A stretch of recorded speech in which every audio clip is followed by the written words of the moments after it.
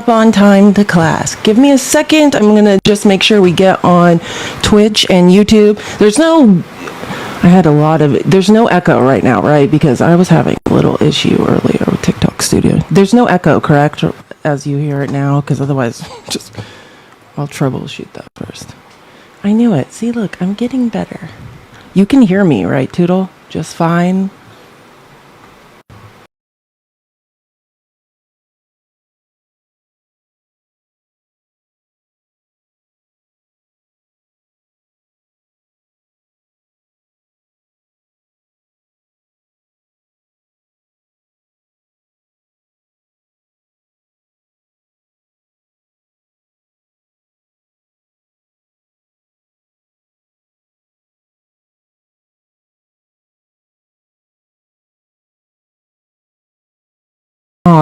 I might just have to just start using OBS, because thank you so much for the gifts, by the way. I just am trying to make sure we get live on Twitch and YouTube before I get sidetracked. Okay, there we go. Back. Okay, I think we're good. Hey, Steph Lahua. Love you. Missed you so much. Hey, John. Never mind not watching. Give me 1 second. I just want to set up super chats on TikTok. Sorry, for a second I thought Streamlabs stopped and I was about to freak out again. Okay, we're fine. Let me set up super chats and then we'll get this party started.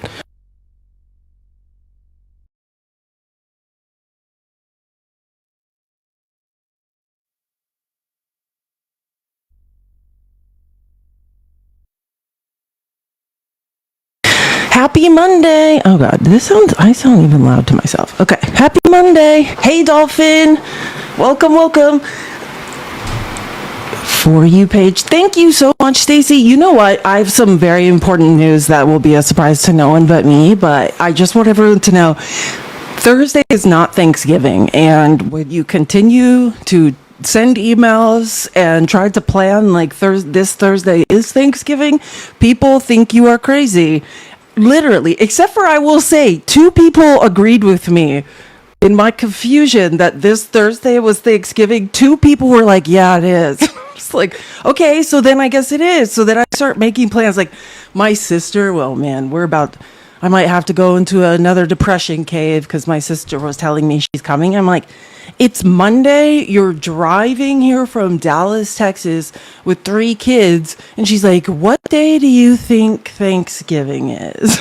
Thank you, sassy girl. Thank you so much for the Galaxy. I know. Well, I thought it was the 3rd Thursday. It's not the 3rd Thursday.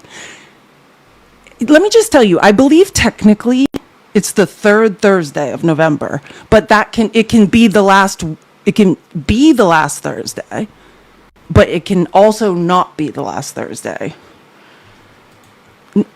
Is it the final Thursday? Oh my God. Anyways, I've already been admonished for this. I'm using 2 accounts. Okay. Sorry. Give me a second. Okay, we are live. I thought everything's good now. Hold on. I got to do something. TikTok Studio, I thought I got a violation. Hold on. I just need to X out of like 5 windows that popped up. And I think we're okay. I think we're live everywhere and we're going to make it.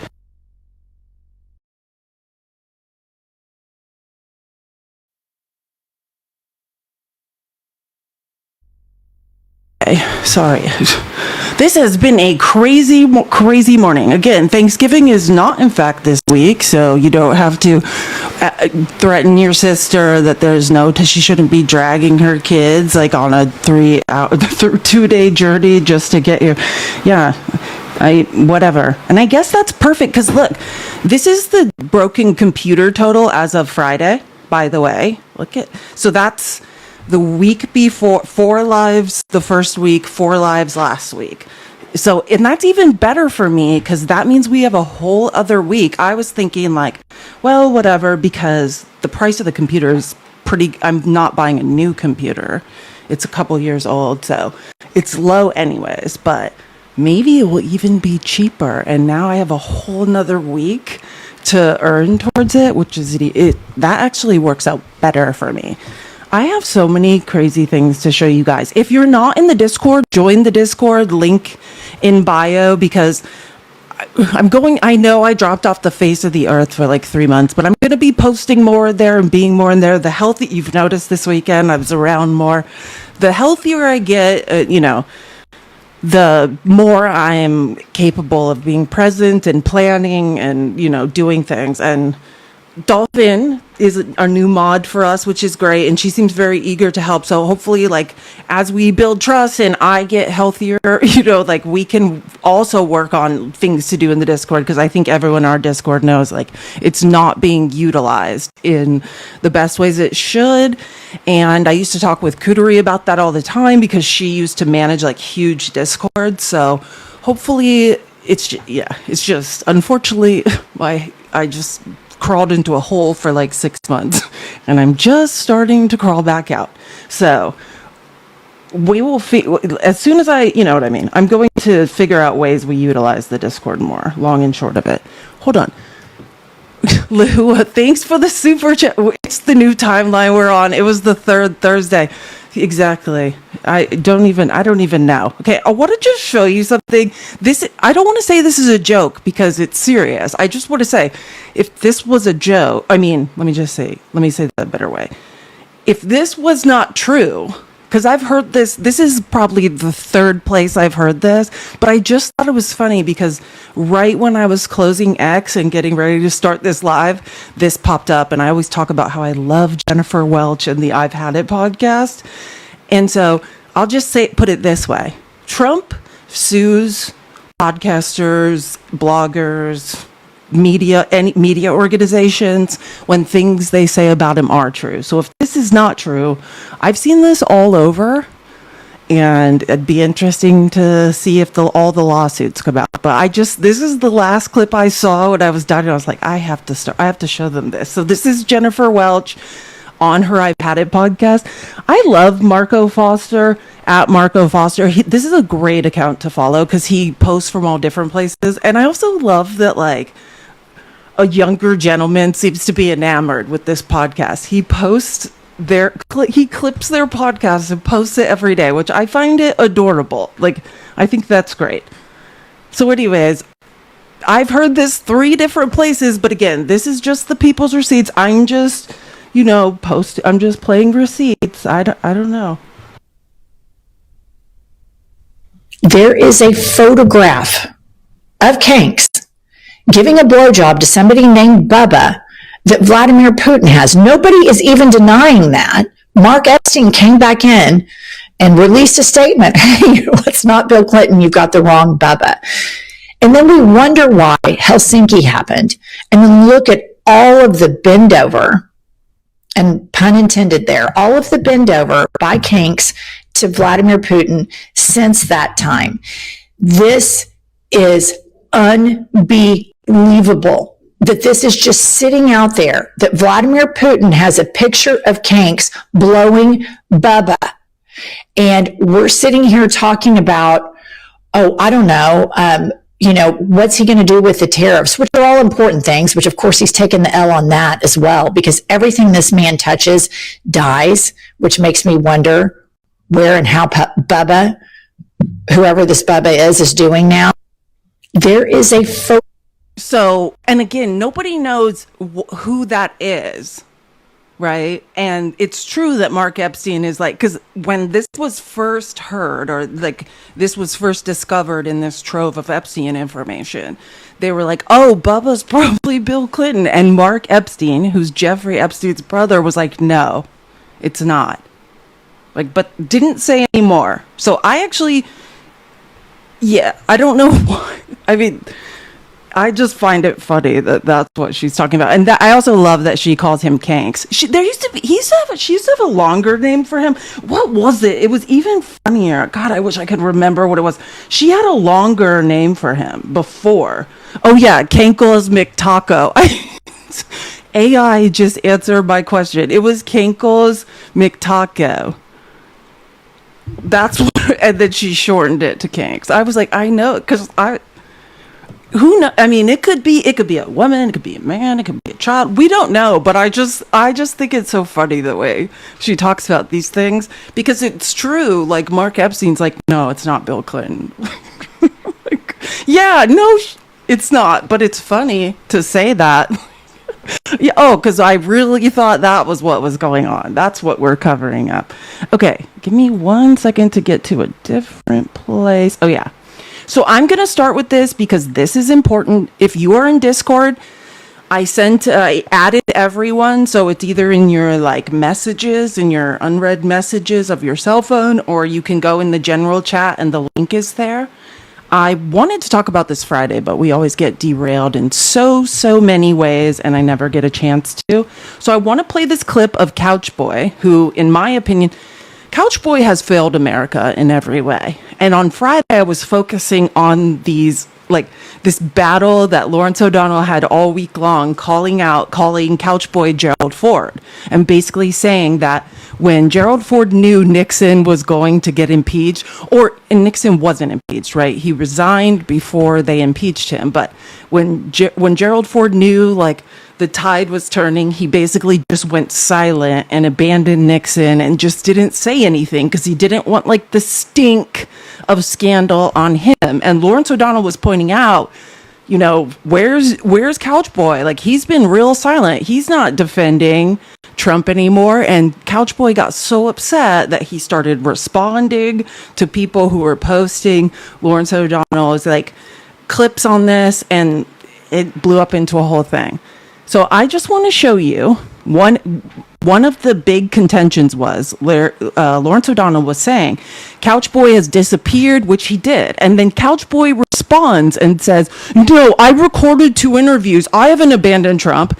And then those interviews came out and he said not a word about the Epstein files, right? Like, that's what we're talking about.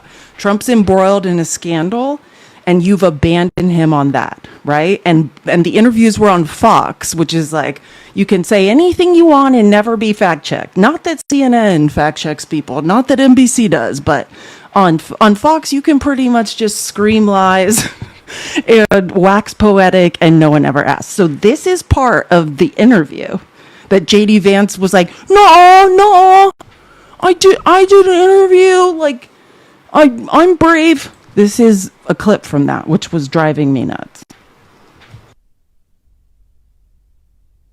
A lot of young people are saying housing is way too expensive. Why is that? Because we flooded the country with 30 million illegal immigrants who were taking houses that all by right go to American citizens. And at the same time, we weren't building enough new houses to begin with, even for the population that we have. A lot of young people. So many problems with this. Like, you know what really bothers me about Republicans like Couch Boy? You're a Yale-educated lawyer beholden to the ethics of the bar, and I've not even heard Trump say there's 30 million undocumented people. I've heard him say like 20 million, 15 million, 19 million, 18 million. I was literally using AI to search up Trump's lies about undocumented immigrants in America, and not even Trump has gone to the extreme of saying there's 30 million undocumented immigrants in America. Of course there aren't, weirdo. Like, are you okay? And the comfortability this weirdo now has with being a pathological liar, he's very intelligent. Like, and very polished, like great at debate, and not just debate, but also great at media debate, great at pivoting. Like, you don't have to lie. Like, you're already good, or you used to be. But the way Republicans are just like, okay, so we just pathologically lie because our base is stupid and they won't figure it out. Right? What did Trump say? Like on September 25th, not that I remember the date, 2025, smart people don't like me, or what was it? Wait, hold on. Let me find that, because I'm going to use that. I'm going to turn that into a soundbite, I think, for this show. Like when people gift or something. He said, smart people don't like me. Yeah, of course not. Yeah, you are the only people that could ever love you are people who can't read or do math. Because if you're aware that this man is lying 24 hours a day, yeah, it's impossible to like him. Some people don't like me, you know, and they don't like what we talk about. Some people don't like me, you know, and they don't like what we talk about. Some people don't like me. Yeah, because we can read and do math. And here's the thing, MAGA, if you don't take that, if you're not offended by that, as being like, hey, smart people, people who can read and do math know better, like, he's insulting you, not the rest of us. He's telling the truth. We don't like him because we can read and because we can do math. I know. They're like, yeah, he doesn't like them. No, you're still not getting the joke. Like, I know. They're like, yeah, he doesn't like them because we're too smart and he's too dumb for us to believe his lies. Like, and that's what really concerns me and why I want to make clear. Trump is not going to be around that much longer, right? Like, literally, Father Time will see to that. These people that folded like lawn chairs, and I talk about how I'm obsessed with Congress and I'm always reading congressional blogs and how the majority of these Republican Congress people hate Trump and are miserable, but don't have the spine to speak up now. Or when you see like the Marco Rubios, who literally said the truth about Trump for like 10 years and then all of a sudden are like, I had a lobotomy and I'm here to lie like Trump does, because that seems to be what the Republican base wants. Like, let me just predict something. JD Vance, Marco Rubio ticket 2028. Like, that is what they are angling for. And let me predict something else. A cult doesn't just pass on its cognitive dissonance to other people. I mean this. They are going to try to run together, or that's what Lil Marco wants. I don't know. Couch Boy doesn't get to choose. Couch Boy is owned by Peter Thiel and the Heritage Foundation. So Couch Boy doesn't necessarily get to choose, but Marco Rubio's slightly brown, right? He's Cuban. So they might be like, oh, okay, Hispanics will trust him. Hispanics are terrified of Marco Rubio now. Like, Marco Rubio is a terrifying person who lied to Hispanics, which we'll get that. There's some new polling from the Hispanic vote that supported Trump today, out this morning from CNN, and it is not looking great for Hispanics remaining with Trump. So that redistricting that was done in Texas based on the 2024 people that voted for Trump, and the population increase that was primarily Hispanic, it's not going to be great. Oh, I hope it's Erica Kirk. That would be... No, it won't be. Are you guys okay? It's not going to be Eric. I hope it is. Same way I wished with all my might that margarine would have been endorsed by Trump to run against John Ossoff, because then I could sleep at night knowing that John Ossoff was going to walk into the win. So I want to focus though on that JD Vance clip where JD Vance, who is a Yale educated lawyer, and I know him to be quite intelligent, says that the reason housing costs have skyrocketed is because of 30 million undocumented immigrants who have somehow lied on mortgage applications. and I mean, there's so many things that don't make sense. But let me just show you, because, when I hear a lie that big, I start doing research. This is an amazing study. This came out in October 2024. This was done by a professor at the University of Utah, Republican Utah, cracking down, pricing up housing supply in the wake of mass deportation. It's not that long, and if I already added everyone in the Discord with this study, but just screenshot this, just search for this, you can find it. And this study, it is current, and it encapsulates that mass deportation devastates the housing market for the white idiots that believe racism equals good. Like, every time when you can't afford a house, when you can't find a place to rent, know that it's because you're a bigot. And other bigots lied to you and said, once we get these brown people out of here, then you guys will have jobs and places to live. Turns out none of that is true. So again, I cannot recommend to study more. And at the end in the appendix, there's all of these graphs. So if you're trying to explain it to people that can't read, there's visual aids that can help those folks. But I broke it down and screenshot these as well, right? So, bullet points of main findings of this study.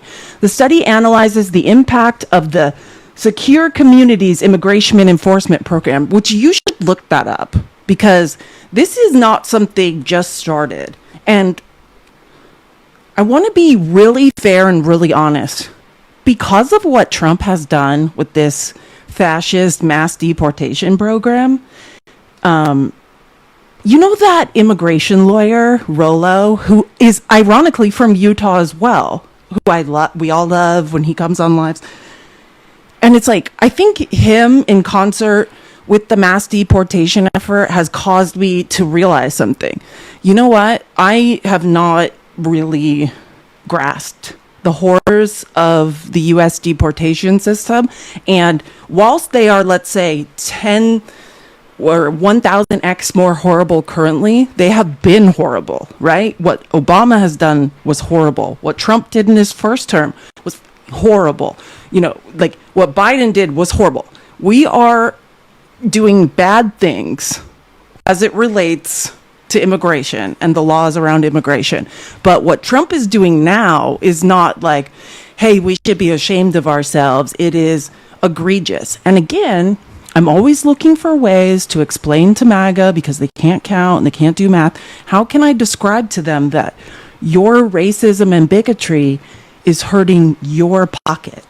That's the problem with this. You are paying more. It's the same thing in healthcare, right? But that's what I was talking about on Friday. These idiots are like, I don't want to pay for the brown people. No, but the way we lowered your costs is by increasing the pool, right? Collective bargaining, the more people in the insurance pool. And I'm not even talking about one pool, not the federal pool, but private insurance pools as well go up when pools get smaller. Because no matter how you slice it, all of the people in the United States who are paying for insurance, right? That's the total pool. So when we add people to it, we pay less. When we subtract people from it, we pay more. Oh God, Will, your brain's not working, Will. No, what I'm trying to say is I want to pay the smallest amount for health insurance. And what you are doing is doing the opposite of that by being weird bigots. I know. Well, yeah, Will, bless his heart. He tried, but I got to stay on this now. I explained that on Friday. All of the People's Receipts episodes repost to YouTube. Same name, A Girl Hath No Name. So you can go back there and get a mathematical argument for that. But we're staying on how your idiotic bigotry and racism makes renting an apartment or buying a house much more expensive in actuality. And again, Will, I'm just going to go back for you. This is the mathematical study that proves that. It came out in October 2024. Okay? So let's get into it. And again, I'm just going to say this one more time because I didn't understand this. Look up the quote unquote Secure Communities program. It's super bigoted and racist, but look that up. So here are the results from that study I showed you. Number 1, reduced housing supply. A 1 standard deviation increase in secure community intensity led to a 5.1% decline in new housing permits and a 3.8% decline in housing starts. This indicates that mass deportation policies directly constrain the supply. And constrain means restrict, limit the supply of new homes. What do you know, Will? Learn something new every day. Increased housing prices. The reduction in labor supply when you terrorize and deport and the people left behind don't show up to work, The reduction in labor supply and new construction caused home prices to increase. The effect was pronounced for new homes, with a 2.9% increase in the price of new housing. Labor supply, and we'll get into this more today because I've really been digging into labor. Labor supply shock is the key channel. The effects are driven by the loss of undocumented workers in the construction industry. The study finds that a 1% reduction in the undocumented labor force leads to a 1.4% reduction in new housing permits, establishing a direct causal link. And that's what you need to know. This is not like, well, something happened and like maybe, and that's what I'm saying. I read this entire study, and even for me, I was like, every 5 minutes, I was like on DeepSeek. I'm like, DeepSeek, explain this. Like, I put it all into DeepSeek, and I'm like, what about this paragraph? Can you help me understand? Because this is like real math. Like, this is like, sorry, I didn't get that. You know, I barely passed calculus. Negative impact on U.S.-born workers. And that's what I keep trying to say. So this is also harming U.S.-born workers. Deporting undocumented construction workers did not create jobs for U.S.-born workers. Oh my God, Will, did you hear that? Getting rid of the brown people did not create you a job. That's so strange. Now, can anyone think of why that might be? Because without that cross-section of labor that is cheaper, less homes are being built. So less jobs are created. But, you know, it's fascinating. I love when people are like, I'm America first. Yeah, for shooting yourself in the foot first. You guys are idiots. None of this is helping any of us. But you guys are like, we got to get these people out of here, then everything's going to be okay. No, it's not. And here's the irony. This is the 120th, I think, episode of The People's Receipts. I have been talking about this forever, as has everyone else. And we warned you, and you're like, you don't know what you're talking about. You're a woman. Yeah, okay. Well, now we can all just never, ever own a house again. Deporting undocumented construction workers did not create jobs for U.S.-born workers. Instead, it led to net job losses for U.S.-born workers in construction, particularly in higher-skilled supervisory roles, e.g. construction managers, that are complementary to manual labor. That's crazy. It's not actually, it makes sense when you really if your brain works good, kind of makes sense actually. You know what I mean? Rise in construction wages. So here, this is an interesting part. So the deportation shock led to an increase in wages and it's literally like limited, I think they're labeled in the study, if you read it, it's very technical. Limited education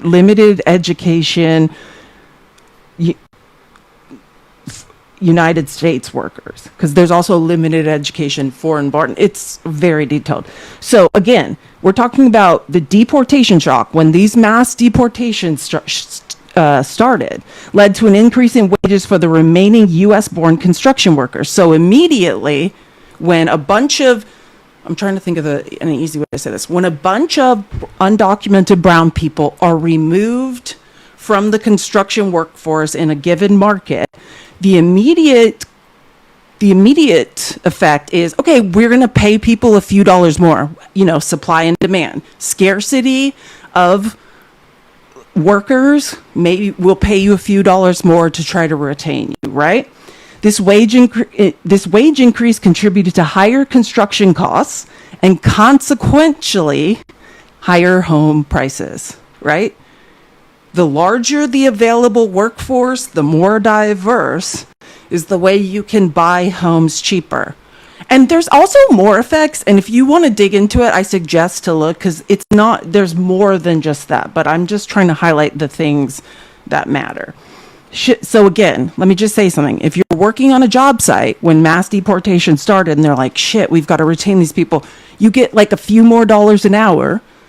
That job's finished. Then there's not another project because the effect is less construction and higher home prices. And think about this, because this is a layered conversation. On top of that are the cost of inputs, right? The cost of lumber, the cost of steel, because Trump's an idiot who's trying to deport our most important workforce when we are in a housing crisis, and then also tax every single input that it takes to build a house. So on top of this conversation we're having, then you have to factor in the idiot tariffs. Shift to multifamily construction. The cost shock, which I thought this was interesting, the cost shock made it relatively more attractive to build multifamily homes. Which I'm like, are those like duplexes, triplexes, apartments? Is that what we mean? Compared to single family homes. The study found a shift in construction activity towards multifamily housing units, which I take to be like townhouses, apartments, duplexes, triplexes, etc. No, and here's another great finding of this amazingly accurate study. I'm going to need everyone to get their fingers working. Tap the screen. We should be at 100K. I promise to stop talking soon. If you don't keep tapping, I will talk the rest of the time. I don't want to talk. Let's tap the screen. I'm almost done. No evidence of native worker replacement. And I'm sorry I have to debunk conspiracy theories of creepy bigots, the MAGA bigots who are like, oh, these brown people done took my job, so I support Donald Trump. So again, I'm just going to reiterate, take a screenshot of this, MAGA. This is coming from this study. This study was done at the University of Utah by a professor there. So if you want to know where I'm getting this information, it's there before I tell you this, because I thought this was the best part of the whole thing. So the whole idea, right, what J.D. Vance keeps saying, all these people came here and took all the homes and the jobs, right? That's what Trump ran on. It's super strange to now find out there's no evidence of native worker replacement. The data showed no evidence that U.S.-born workers moved into the occupation or areas left vacant by deported, undocumented workers. Oh my God, I saw that. Embarrassed American. Are you talking about how they're like, they brought their cattle?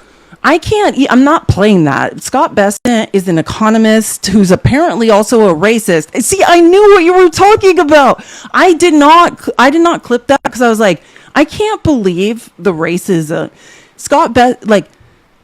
They're trying to, I should get into this later, but what Embarrassed American was talking about is they're trying to make excuses, which they can't, for the price of like beef and stuff. And like, let me just be clear.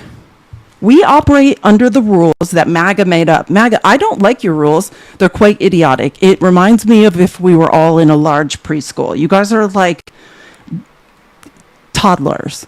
But you guys taught me that when Trump's president, anything that happens while he sits in the White House is his fault. That's how it works for Democrats. The day a Democrat moves into the executive branch, into the White House, anything that happens is brought to the feet and blamed on that president, period. You guys made the rules, and now you're like, well, I don't know, maybe this. Like, no, he has failed at every turn and is not even smart enough to figure out how to course correct, which we'll get into. I'll get more into the data, but there was, number one, some sort of infestation of bug in Mexico. So there's a batch of beef that is not able to cross the border.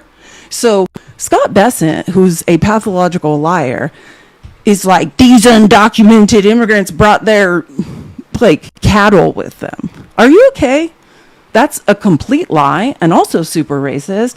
And this is why no one believes a word you say.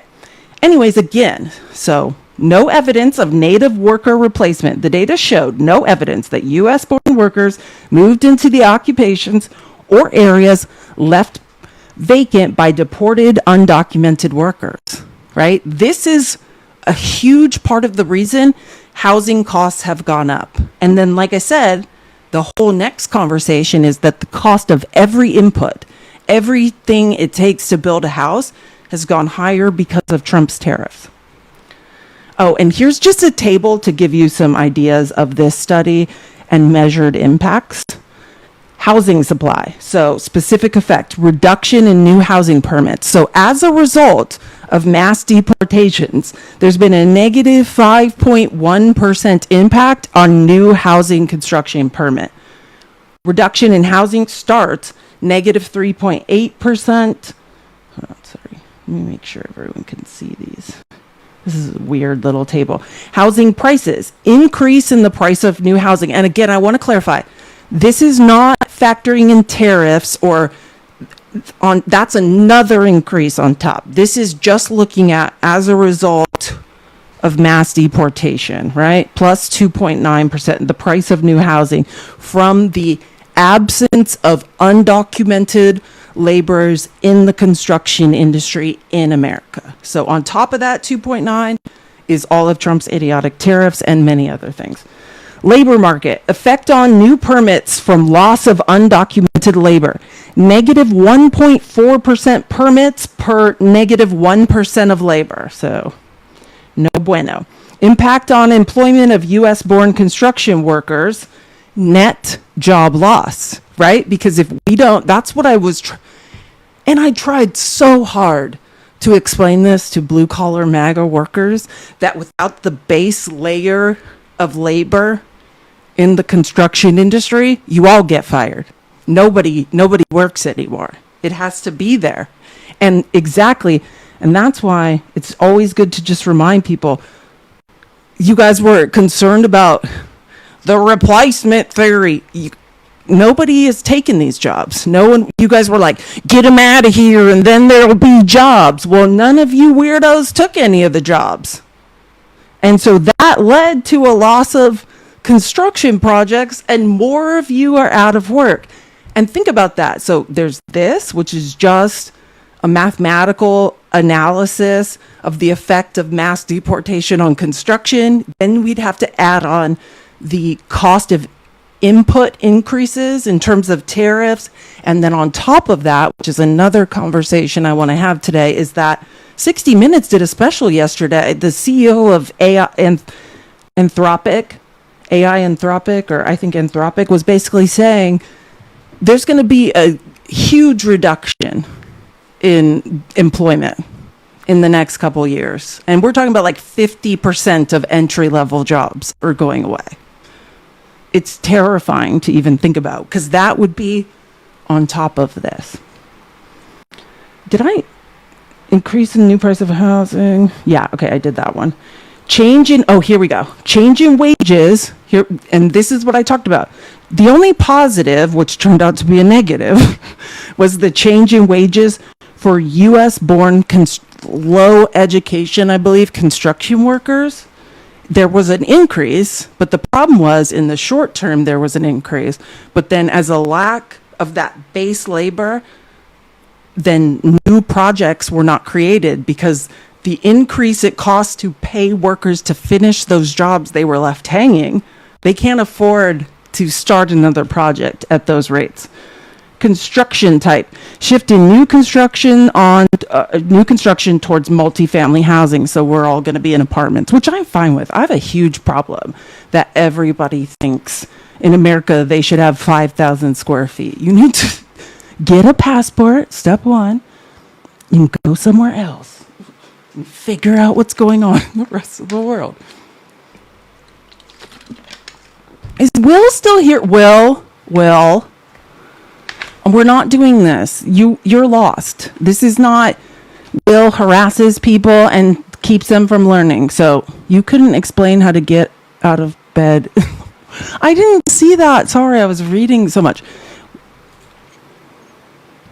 This is what Will said about me while I was reading a study that I literally analyzed. Among 10,000 other things, I inputted it into my brain this morning. Will doesn't think I know how to get out of bed. I'm sorry, Will, that you're feeling some things right now because you were cucked by a man who says men shouldn't wear makeup and has a full face of makeup on every day. I would be confused too. But this is a perfect example. When men from the far right who get on their knees for Trump or get their feelings hurt, they punch down. Don't get mad at me for accurately doing math. Go after the person that lied to you. Punch up.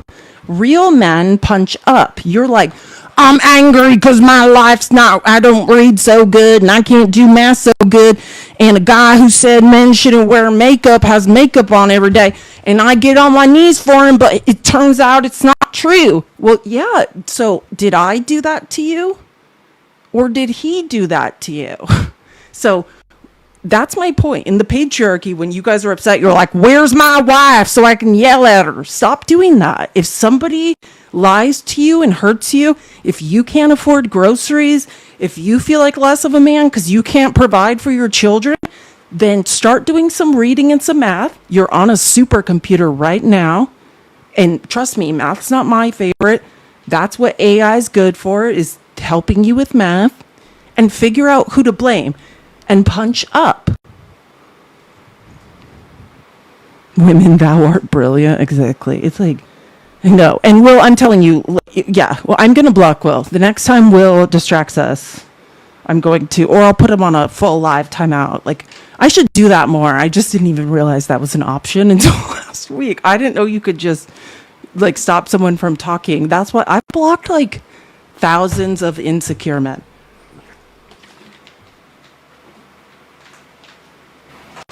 And sometimes I accidentally block people I don't mean to because my finger's fat. And, okay, this is childish, but I will say my AI chatbot that teaches me, you know, like I input tons of data and then we discuss it.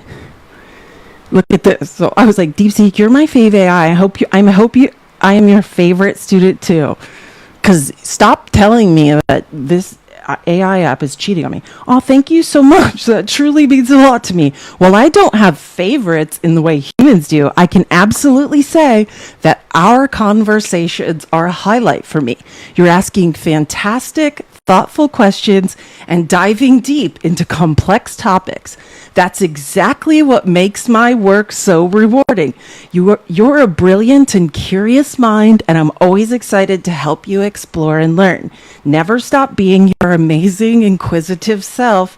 Now, what shall we dive into next? So, for all the people that keep saying DeepSeek loves them, suck it. I'm their favorite. I know. I am the consummate teacher's pet. Like, I'm like, that comes from being raised by a narcissist. It's very unhealthy. Let me just show it one more time. All of those statistics. Again, I just mathematically proved that being an insecure racist does not make housing cheaper, despite what Couchboy lies to people and says. And if you want access to that study, this is the name: Cracking Down, Pricing Up Housing Supply in the Wake of Mass Deportation. Studies show the nicer you are to AI, the better answers you get. I know. I've read a lot about AI is scary, which we're going to get into. AI is terrifying. But I would say I am an A+ student. Okay. Hold on. Let me just decide, because I have so many different areas to go into. I should stay on these studies because I never get to them. And then I'm like, I have to show these. Okay, let me show this AI clip, because I'm just going to recommend everybody on Earth, even MAGA, because they can't read and they can't do math. But we all know what 60 Minutes is, right? Like, all of our parents watch 60 Minutes. There was an insanely important 60 Minutes last night about AI. And I'm just going to play one clip, but I suggest go back and watch 60 Minutes last night. And I'm not going to do it. I would like to cancel this live and have a 5-hour discussion about what the chess boxing is, because it is insane. First, I'm like, okay, our lives are over because AI is taking all the jobs. And then I'm like, wait, what? People beat the shit out of each other and play chess? Like, what? Like, that was the weirdest 60 Minutes episode of all time.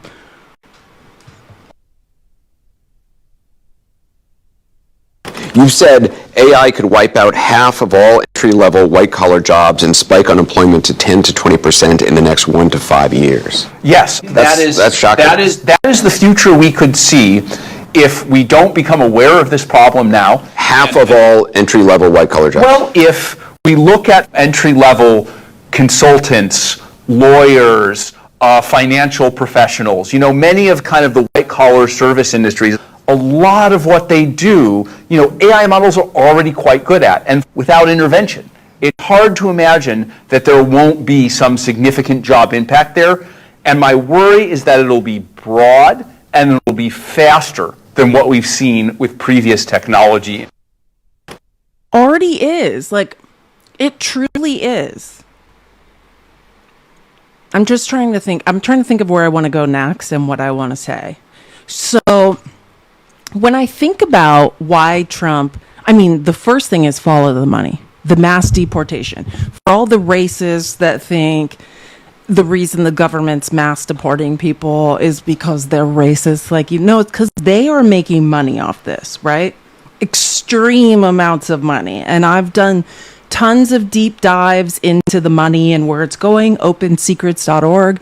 You should look into who is accepting money from private prison groups, and as well as, lobbying dollars. This is a real thing. So while you're like, yeah, the Republican Party's racist like me. No, they're not. They're actually just grifters, right? They're making a lot of money from this. That's why it's happening. So first and foremost, follow the money. Here, I'm just trying to think of a way to make this coherent. Oh yeah, I just remembered Bernie Sanders addressed this. So that was the Anthropic AI CEO that was just saying that. And here's Bernie Sanders and Ben Meiselas discussing this a couple hours ago. And it's a huge, Ben, this is a huge issue. I don't know if you saw the movie Don't Look Up. Did you see that movie? I saw that movie. Yeah, and it's about a meteor coming down to Earth. It's going to destroy Earth, but nobody wants to talk about it. Well, I don't think AIs and robotics are going to destroy Earth, but it is going to have a profound impact on every aspect of our lives. And one of the things the report pointed out, and it's not just me, the report pointed out that AI and robotics will have a huge impact in elimination of millions and millions of jobs. And that's not Bernie Sanders talking. Elon Musk just said recently, and I quote, AI and robots will replace all jobs. Working will be optional, end quote. Dario Amodei, the CEO of Anthropic, big AI company, warned that AI could lead to the loss of half of all entry-level white-collar jobs. Bill Gates talked about massive job dislocation. So the people who know the most about it are already telling us that we're going to see the displacement of tens and tens of millions of jobs in the coming decades. Are we prepared to deal with that? So that is issue number one. Issue number two, related to that, is you got guys like Elon Musk again, Jeff Bezos, one of the wealthiest guys in the world, people like Larry Ellison, people like Mark Zuckerberg. These are the wealthiest people on earth, pouring hundreds and hundreds of billions of dollars into research and development for AI and robotics. You tell me why they're doing that. You think they're doing that because they're thinking, oh man, this is going to be something that will improve life for working people, for low-income people. That's why we are investing many hundreds of billions of dollars. Ben, you think that's their motive? I don't think that's their motive. I think their motive is how are they going to get richer? I think you're right. And it's a huge, Ben. I just love how he says huge. He's like huge.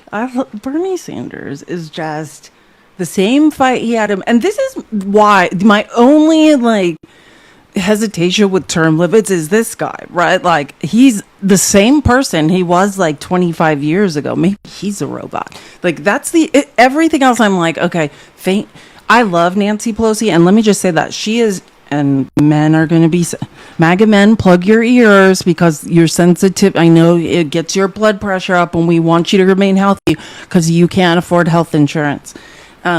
Nancy Pelosi was the most effective speaker in the history of the United States Congress. And I mean that. I'm talking about statistically, not my feelings. Pound for pound, never missed a vote. Like, that woman was the best United States Speaker of the House in history. But also, I do think it's great to know, and one thing I've noticed about Nancy Pelosi and Mitch the Turtle McConnell is knowing when to say when, right? Like, knowing when is, hey, I'm leaving now. Not because I was forced out, not because, well, I mean, let's not bring up Mitch's freezing or whatever, but, not because I had to be, ran against and primaried, but because, like, I like to make decisions for me when it's time to make decisions for me. Unfortunately, it doesn't seem like other people are capable of determining that for themselves. And I think this is the one thing the far right and the far left can embrace each other on, is we need term limits, because these people don't know when to say when. We've got people being wheeled places, like, literally can't make sense, can't dress themselves, can't feed themselves, but they're somehow still like in Congress. And I think we need to put a stop to that 100%. As well as another thing we can all agree on, it's almost, I'm going to start a countdown. I'm going to count the days until the 2025 Unusual Whales report comes out. That's the report of insider trading in Congress. And that's another thing we need to stop. We shouldn't be passing bills, like I said, and I will say this until the day I unalive. The main driver of the mass deportation, and I'm not talking about random insecure men and women's feelings on the far right about insecurity about their jobs or just general racism. I'm saying why this passed through Congress. I don't want to say her name, but is it HR 1? The bill named, Republicans like to say it was her bill, Lake and Riley, but I don't like to say her name.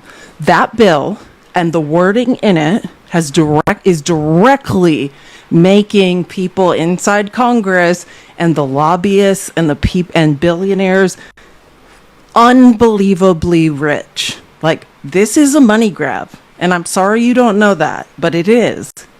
They are all profiting off this. It's the same as the TikTok ban. That was a money grab. Like, not one part of that made sense, right? And think about it. Like, TikTok never went down, and a federal congressional law was passed saying TikTok had to no longer exist, and it just kept. That was a money grab. I still will never forgive some. I mean, moderate Democrats are moderate Democrats. Let's be honest, and that's their problem. They're in it for the money, and we had to. I don't want to say his name. I'm still upset about it. But Jared Moskowitz, I don't know who's taking those positions for you at the stock market, but it looks super bad. And I just want to be clear about insider trading. For every one person on the left that's doing it, there's 10 people on the right. So it's less, but I do feel like I don't understand it at all. If you're doing it, I want it to stop. If you're making a trade, or let me just be clear, because none of these people are trading in their own names, or the majority, right? It's a financial advisor or a sibling or if you are outperforming the market by 20, 30, 40, and in some cases 235%, I mean, and let me just be clear, it is outperforming the market by 20% is almost statistically, I mean, it's impossible. These people are using information they have received to take positions in the stock market which are beneficial. And that's why I will never forgive what's Mark Wayne. I need to fight a union leader on the Senate floor, Mullen. Remember when Bernie Sanders just kept being like, okay, can we sit down? Like, I still have that clip. Mark Wayne, I'm just a plumber from Oklahoma. No, you're a Nepo baby who inherited a huge business that you did not build. Stop lying. But like all of these people are taking positions in the stock market that somehow everybody else, including quants traders who are using algorithms to predict things, somehow did not know to take. It's the strangest thing, and we need to stop that. Anyways, let me not get off on a tangent. What is happening? At 1 minute during that clip, I thought I was being shut down. Everything disappeared, but just that little square. And I was like, okay, I must be going away forever. So let me stay while I have it on the immigration stuff and how that doesn't help. Again, we started with the University of Utah professor that did a brilliant study showing that mass deportation actually hurts us all. It does not it drives up the price of housing exponentially. So 10 of 10 recommend showing your friends that. These people are not in it like to actually learn though, so it might not go well because I tried it on my dad. He's like, I don't want to hear this. It's like, yeah, okay. So, well, hold on. Let me figure out how I want to start this. Let me show this. This article came out today. Probably some of you have already heard about it because it is making huge waves. This is crazy town. It is one of the longest articles I've ever had the pleasure of reading. It is, it's based on 2 Freedom of Information Act lawsuits that the New York Times filed against the federal government to find out information. I would like to say that Aaron Reichlin-Melnick, the most brilliant immigration attorney in this country, talked about this in March 2025. Pretty much without data, named every single talking point of this article accurately. But basically, this article just details how, first of all, and I just gave you one example of how mass deportations are making it more impossible for people to buy homes or rent homes. Your racism, your idiotic, get these brown people out of here and then everything's going to be good. Turns out none of that's actually true, right?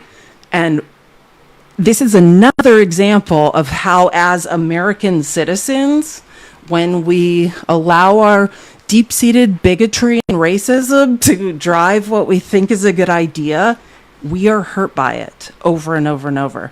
Let me pull this up. I'm going to find this article and send it as I'm in the wrong.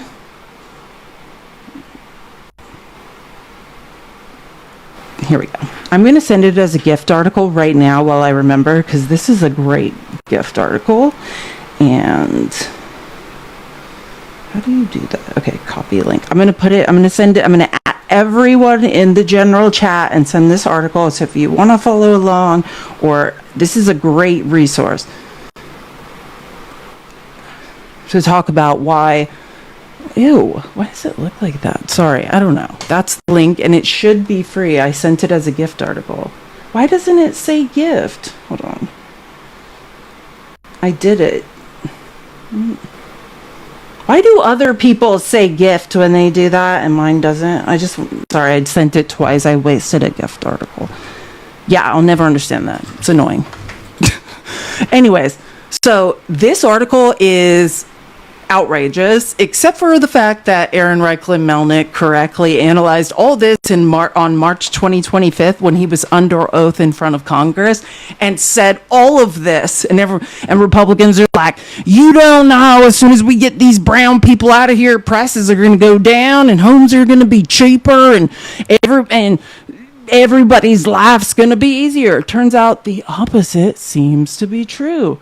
The Department of Homeland Security's new budget. So after a funding boost, immigration, which by the way, while people didn't have SNAP, while people aren't going to have health care, we are concentrating all money, almost, look at this, old budget, non-immigration, immigration. So the old annual budget before Trump started violating the Constitution, and it is, you need to understand that. Congress has appropriated money and Trump has decided, I'm not going to put the money where Congress sent it, I'm going to decide where it goes. The only appropriator of money is the legislative branch, legally, according to the Constitution. The only branch of government that can tax United States citizens is the legislative branch. Anyways, so the old annual budget was $70 billion for non-immigration and $41 billion. And we're talking about the Department of Homeland Security. That includes FEMA, that includes tons of different things of protecting the homeland. New annual budget, non-immigration, which everything increases over time, $77 billion. Immigration, $81 billion. $81 billion. America first, though. And I'm saying that because they're accomplishing nothing other than harassing people who are contributing to our economy, keeping the price of homes down. That's my point. And the more you understand this wide picture of how this is a waste of money and this waste of money is causing us to not be able to have homes to live in, the more angry I get. Oops, wait, why can't I? Hold on. There we go. So how new budget breaks down. Federal, this is FEMA, $33 billion, but Trump is not even allowing FEMA funds to go out. U.S. Customs and Border Protection, $39 billion. U.S. Coast Guard is right here at $20 billion. That little thing in the middle is TSA, $11 billion. I'm going to try to enlarge these. U.S. Immigration and Customs Enforcement, $29 billion. Secret Service, $4 billion. CISA, which I was just listening to this article. I have a note to myself to remember. Can someone look up that acronym for me really quick? Under Department of Homeland Security. Cybersecurity, thank you. Okay, Cybersecurity and Infrastructure Agency, and then other is $6 billion. So, sorry, that's the non-immigration side of the DHS, Department of Homeland Security. Now here's immigration. U.S. Customs and Border Protection, $39 billion. U.S. Immigration and Customs Enforcement, $29 billion. Oh, wait. God, I wrote I hate when I forget. What is USCIS? Is that the same one? S.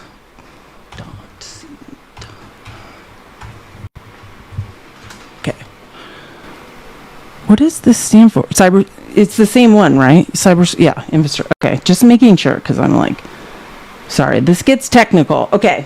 So what I'm showing you now, again, this article is so long and so damning. People are freaking out. This just came out.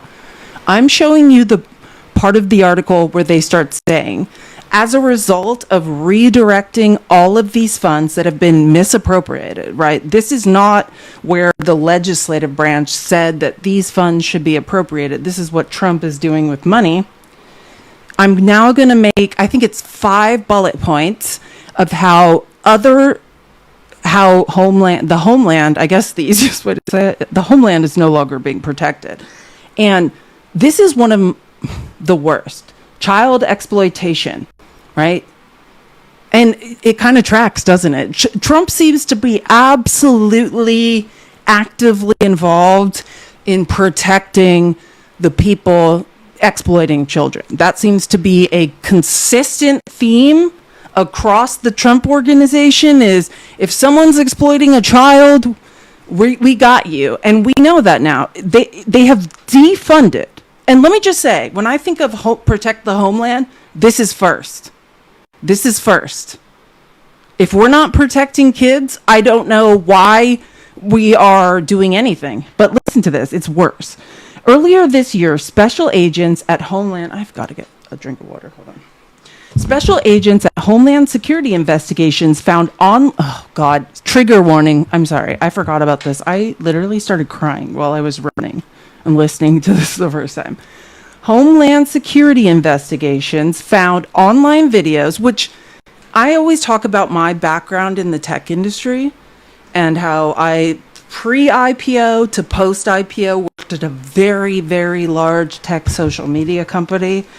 And that's how let me just say something quick when we talk about child exploitation. That's why, remember the quote unquote Twitter hearings, which were idiotic, and the only thing that came out they were like, why are social media companies talking to the federal government? I don't understand. And I tried very nicely to explain to people my experience in social media, which is there are divisions of social media companies engineers and then other communications people who are dedicated to stopping child exploitation. So let's say there's engineers working on it to try to tweak algorithms and stop it. And then when the content is found, the moderators find it. There are teams at every social media company that have a direct contact at like the FBI to say, okay, like there's a video of a baby being raped or whatever. I mean, and that sounds crazy. That's common. Like, I've talked about this a couple of times. If you don't know, the shortest lived job in the tech industry is being a moderator, right? Your job is to view insanely awful things and flag them. And I think the average time someone lasts doing that is like 4 months, because it F's them up so bad that they are never, ever okay again. Because they have to they're flagging child exploitation, beheadings. I mean, anything you can imagine. This is occurring and being posted everywhere all the time. And the reason that these lines of communication, primary reason, were opened with the federal government was to try to say, hey, we found all this, we're flagging it, and you should know and prosecute it. So anyways, earlier this year, special agents at Homeland Security Investigations found online videos showing violent abuse of an unidentified young child, trained to hunt down 3 pedos who use the internet to distribute illegal imagery. The Homeland Security agents spent weeks analyzing the footage to try to identify the child and infiltrate the online networks that had shared and may have directed the abuse, according to a person with knowledge of the investigation, which there are countless examples of this. I keep reading about them. But the agents working the case have since been asked to go out in the field and help arrest undocumented immigrants. This was my point from the beginning. At minimum, and I'll get into it, at minimum, 25,000 agents who used to do valuable things have been redirected to sit outside Home Depots and arrest people that have never committed a crime in lieu of saving children from horrific circumstances. The reassignment has hindered progress toward identifying and rescuing the child, said the person who spoke on the condition of anonymity to discuss a sensitive investigation. The person said that the agents, no longer able to spend as much time undercover online, had lost contact with the key source they had cultivated over years in the online world of abusers. That's all. It's just disgusting. The disruption of the case reflects a broader pattern the Times investigation found. Homeland Security investigation teams that investigate sex crimes against children in cities including Newark, and Los Angeles have had significant numbers of special agents dragooned into immigration work, according to people familiar with knowledge of the changes. At one point, an entire unit of roughly 5 people investigating child exploitation in Los Angeles was working immigration duty, with agents trying to advance their cases on nights and weekends, people said. From February through April of this year, HSI agents, Homeland Security investigators, agents nationwide worked the fewest hours on child exploitation that they have during that period in more than a decade. Doesn't that track, though? Isn't that exact? Because again, we now know this article cites the old number, but which is 60% of, I think, or 62% of the people detained by ICE have never committed an offense, but civilly, a civil offense of crossing the border. But newer numbers show it's 71%, I believe. And I'm saying that it's from the Cato Institute. I like to use right-wing think tank data. And so what's more important? I know Trump doesn't care if children are exploited. We see that every day. During the same period, agents spent at least 5 times as many hours working immigration cases as they did on average during Trump's first term. 5 times as many hours working immigration cases as they did on Trump's first term. And just to be clear, let's say there's 11 million undocumented people in this country. I just, never mind. I'm not going to make that point. The number of hours agents spent on child exploitation cases likely decreased even further over the summer and fall. Because this, like I said, this information and data, the data is fascinating. It came from 2 different FOIA lawsuits, Freedom of Information Act. The first one and the second one had different data. The second one being much worse, but then you also have to question, why is data changing over time? I don't know. The number of hours agents spent, oh yeah, I read that. Here, let's just move on. This is the other, so I'm going through 5 topics. Number 1 thing that has failed since Trump started his mass deportation money grab: illicit Iranian oil. Now let's just think all together, and this is for people whose brains work. Why would we stop tracking the tankers of illicit oil that are moving around? This is how Iran is funding their, military aspirations, is by illicitly selling oil all around the world. The majority of that oil goes to Russia. Trump is literally on his knees for Putin 24 hours a day. So remember how we talked about, I think in February and March 2025, about how illicit oil is illegal, right? It's not going through OPEC. They are moving oil, and primarily Russia was being sanctioned. They're being sanctioned or some of this goes to Venezuela. A lot of it crosses the Atlantic in tankers, right? But the majority of Iranian illicit oil is going to Russia. And Putin is Trump's daddy, who he's on his knees for 24 hours a day, right? So I was like, oh, that makes sense. For nearly a decade, a team of roughly 24 special agents from HSI and FBI and other cities have investigated Iran's efforts to evade international sanctions and sell oil on the black market. The cases often involve chasing a so-called ghost fleet of tankers carrying that oil to foreign ports. Iran uses the profits to fund its military and the Islamic Revolutionary Guard Corps, which the United States has designated as a T group, right? But think about this, and I'm going to play Marjorie Taylor Greene. We're going to talk about Trump stalking margarine and all these things in a second. But one of the things Margarine said she's mad about is Trump had an Al-Qaeda terrorist in the White House last week and was like, yeah, you're an awesome guy. That is the current president of Syria. And I've talked about this before. Who is Syria's daddy? Putin. Syria is where Russia has a military base in the Middle East.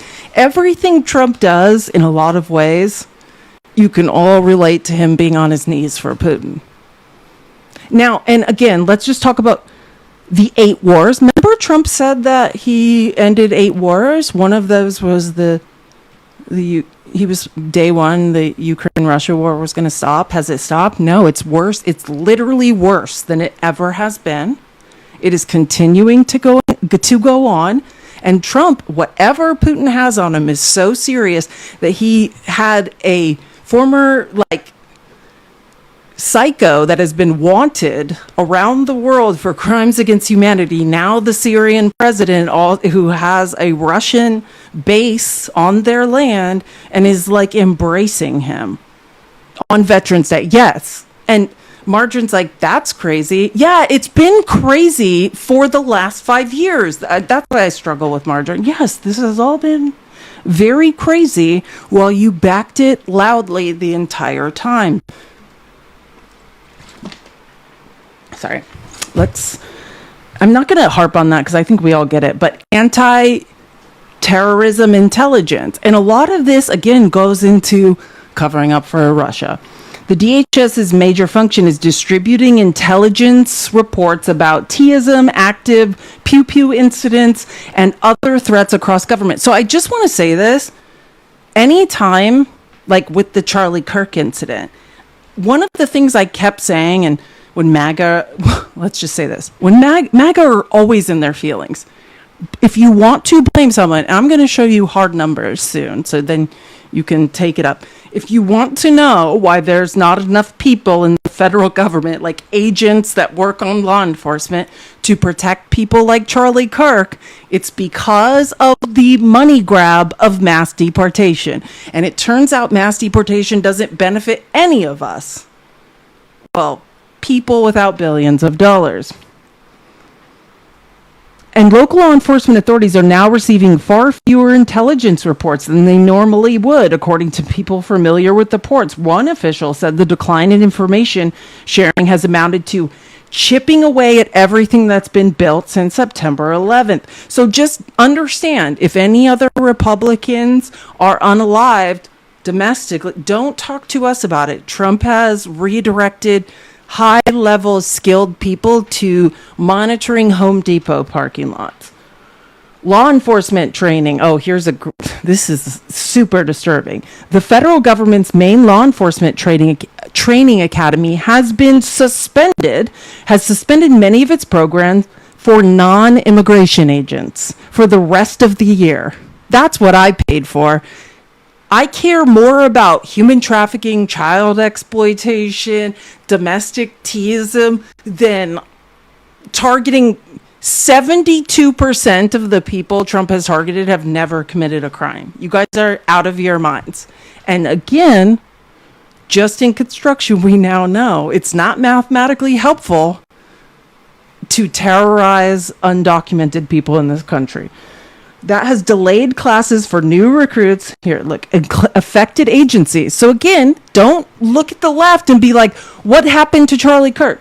Affected agencies include the Secret Service, the Army Criminal Investigative Division, the Air Force Office of Special Investigations.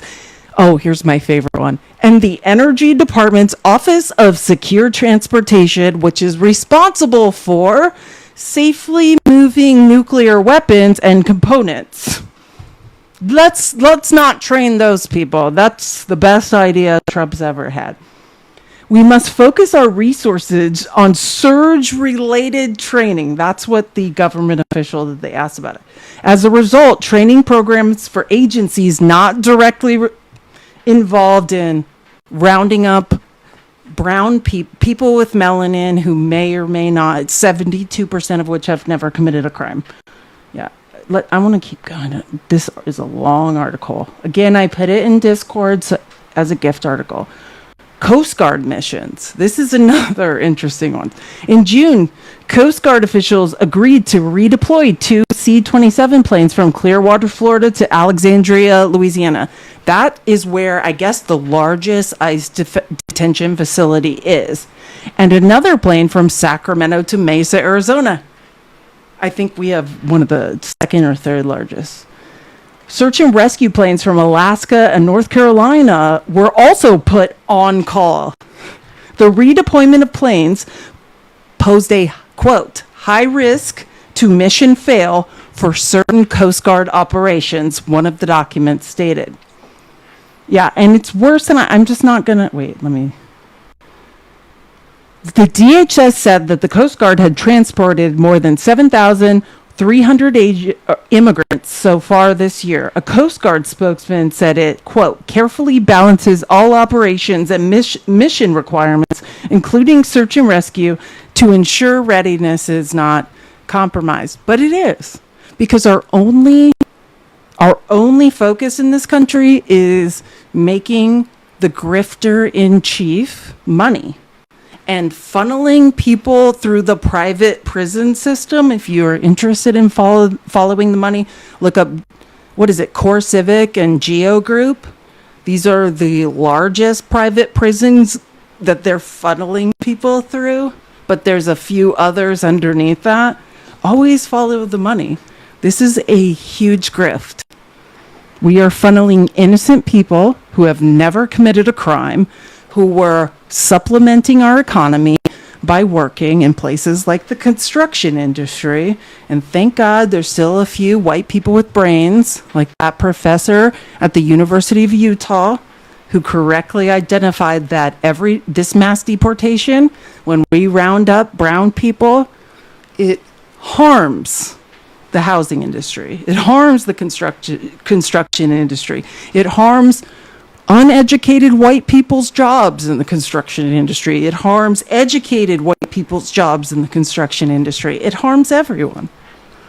But you guys know everything. Here's human trafficking. So we started with child exploitation, which are technically a different category. Now we are on human trafficking. The pressure to ramp up low-level immigration enforcement has had negative impacts on more complex human smuggling and sex and labor trafficking cases. So I think sometime last week, some idiot, I don't know, was it Will? It was some guy who was like, there are 500,000 kids missing. And I was like, do you want to know what that is? Which, by the way, that same number of children were missing during Trump's first administration, and same number, actually there's more, are missing now. But that's not like we don't know how many children, let alone people, are trafficked. We just know, hey, these are children who crossed into the United States without guardians. We either found a familial relation or some sort of foster care situation. And those, like, that number of missing children is just like, they call, no one answers the phone, and it's no contact, right? No call, no show, essentially. Like, that's what that means. But that doesn't, we have a huge trafficking problem in this country. And it is literally fueled by Republican states lowering the threshold of child labor laws. This is what they're doing. Because you need to think logically, MAGA. I know you can do it. This could be the time where you make a connection. You're like, I want all those brown people to get out of here. Okay. Who's going to do their jobs? This is why child labor laws have been rolled back in every red state in the last 5 years. This started in 2020, rolling back child labor laws. So, miss me with the BS. If you care about children, you do not support Donald Trump. This is insanity. One federal prosecutor, this is tragic. One federal prosecutor who spoke on the condition of anonymity said that cases were stagnating. That means no one's doing anything with them and they're just kind of rotting in place, MAGA. You can look up that word. As Homeland Security investigators were sidetracked with immigration roundups, because that's what we need to be doing. We need to be rounding up construction workers that would make the prices of houses go down, which assist trafficking investigation, have been reassigned. These people have been reassigned. The human trafficking people have been reassigned to Trump's anti-crime crackdown in Washington, according to a federal law enforcement. And one former law enforcement official who now works in the travel industry said that after he tried to report S trafficking, At hotels, to Homeland Security investigators, he was told that agents might not be able to investigate urgently because they were lurking around outside of Home Depots trying to catch people who were trying to lower the prices of our homes. And this, I'm just showing you this because I thought this is, when you have huge data sets, not just a random guy that says men shouldn't wear makeup and has a full face of makeup on every day.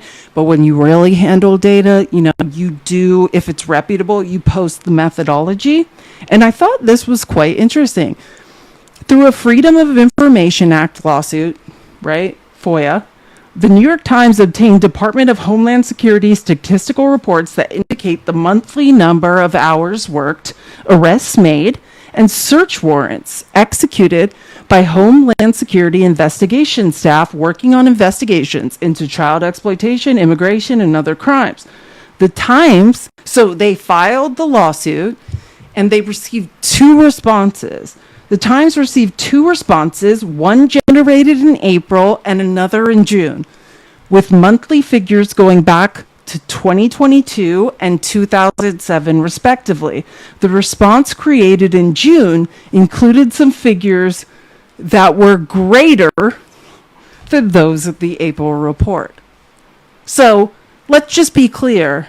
What the New York Times is saying here is that they received a set of data in April that was changed in June. And to my last Uber driver who was driving me to the Denver airport, it's like, I don't trust numbers. Numbers could say anything. No, math always tells the truth. People lie.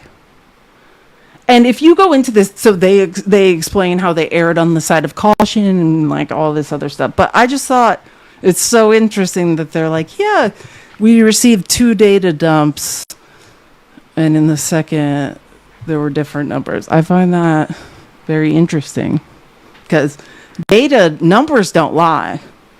I've been scared of math my whole life, and I realized math will set us all free. Oh, look, I'm sorry, I forgot I took a screenshot of the rest of it. Here we go. As a result, the Times took a cautious approach in quantifying trends to estimate the hours worked during February, March, and April, the first 3 full months of the administration. The Times took into account the percentage increase for a comparable period between the 2 reports because the revisions followed a less predictable pattern for arrests and victims. That is the shadiest shit ever.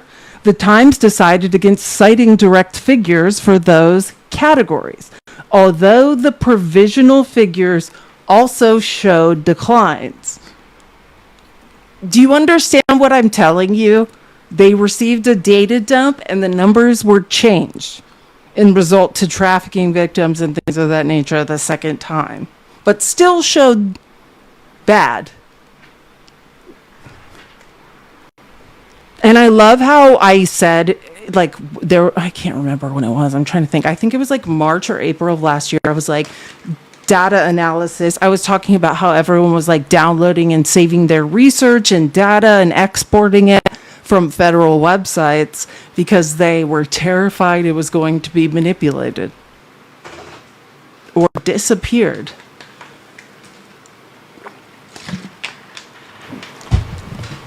But I'm just a woman with a tiny brain who can read. Now, let me show you, in all fairness, MAGA, let's go to the far right with it. This is a far right think tank, Cato at Liberty, catoinstitute.org. That's why I always read their statistical analysis, because they are so far to the right that they're, this is from David J. Byer. I just wanted to talk about a couple things because I think the math is so nuts. Okay, according to ICE enforcement and removal, it's enforcement and removal operations. So when you hear ERO, it stands for enforcement and removal operations. Given by ERO to someone outside the agency who shared it with Cato ICE is receiving assistance from nearly 17,000 non-ERO agents, meaning these people who are supposed to be stopping people from posting child porn or trafficking kids or trafficking women. All of 17,000 people have been redirected, including 14,500 federal criminal law enforcement officers. Separately, the DHS revealed in a now deleted post, but you can go to Cato and find that, like their screenshot, yesterday, that ICE has already trained and unleashed 8,501 state and local police as 287 task force officers who can independently conduct ICE arrests. It states that it has over 2,000 in training. So again, every federal, and I just again want to bring us back to reality. The point was to drain the swamp, right? Was that not the point?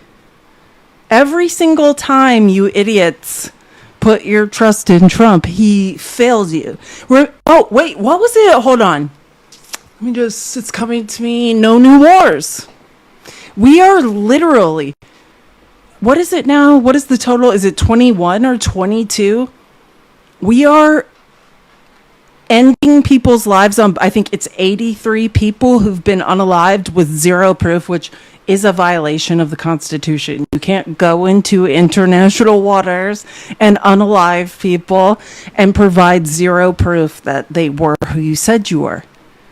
And Trump, and in my opinion, to distract from the Epstein files, because he knows they're coming, right? And we'll get to that next. We're almost there, I promise. The terrible facts of how awful this is are almost done. But quite literally, in order to distract, remember how, and I think one of Trump's sore points is he is a failed coup leader, right? Trump wants to be able to say, I sent the U.S. military into a country and I toppled it. And if you don't know why he's doing this with Venezuela, it's twofold. One, the oil underneath their feet.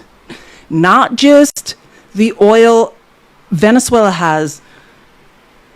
You know, like we have sweet crude oil. I'm trying to think of how Mr. Global explained this to me. We have like sweet light crude oil, and I think there's like heavy sour crude in Venezuela. And then recently, when Mr. Global used to join my live last year, we were talking about the oil deposits that were just discovered underneath. What is to the east of it? Right to the east of Venezuela? Sorry, I should know this. Is it Guyana? Yeah. Larger oil reserves than even Venezuela has, which are some of the largest in the world, were now discovered to the right underneath Guyana. Yeah, I'm going to reset the goals. Sorry, it's hard for me. I'm doing technical things. I promise I will in a second, and then hopefully everyone will support me. If you like my work, please tip me. I need to replace a computer desperately, so you can tip me, you can gift me, whatever, and I'll update all the goals. I just got to get all this out of my brain. I promise it's almost done. So, again, Trump is going to do what? What did he do in his first term that no one understood? Why did Venezuelans receive temporary protected status, TPS, at the end of Trump's first term? It's because nobody knew, and that idiot is the only president in American history to not do a coup correctly. Like, if there's one thing Americans can accurately do, like, which I despise as a history major, I don't think it's good to go in, and if there's anything we should have learned from history, it's that when we topple governments and create power vacuums, what comes next is much worse. Like, so you have to have a plan, which, not to get too much into history, but that's why I'd say look at Iraq, right? Get in, get out. Have a plan is much more successful than, you know, what do they call it? The graveyard of nations or whatever, Afghanistan, where we all just take turns failing for 3 decades. And I mean, by we, I mean Russia, Great Britain, you know, the UK, the United States, right? You don't try a coup without a plan.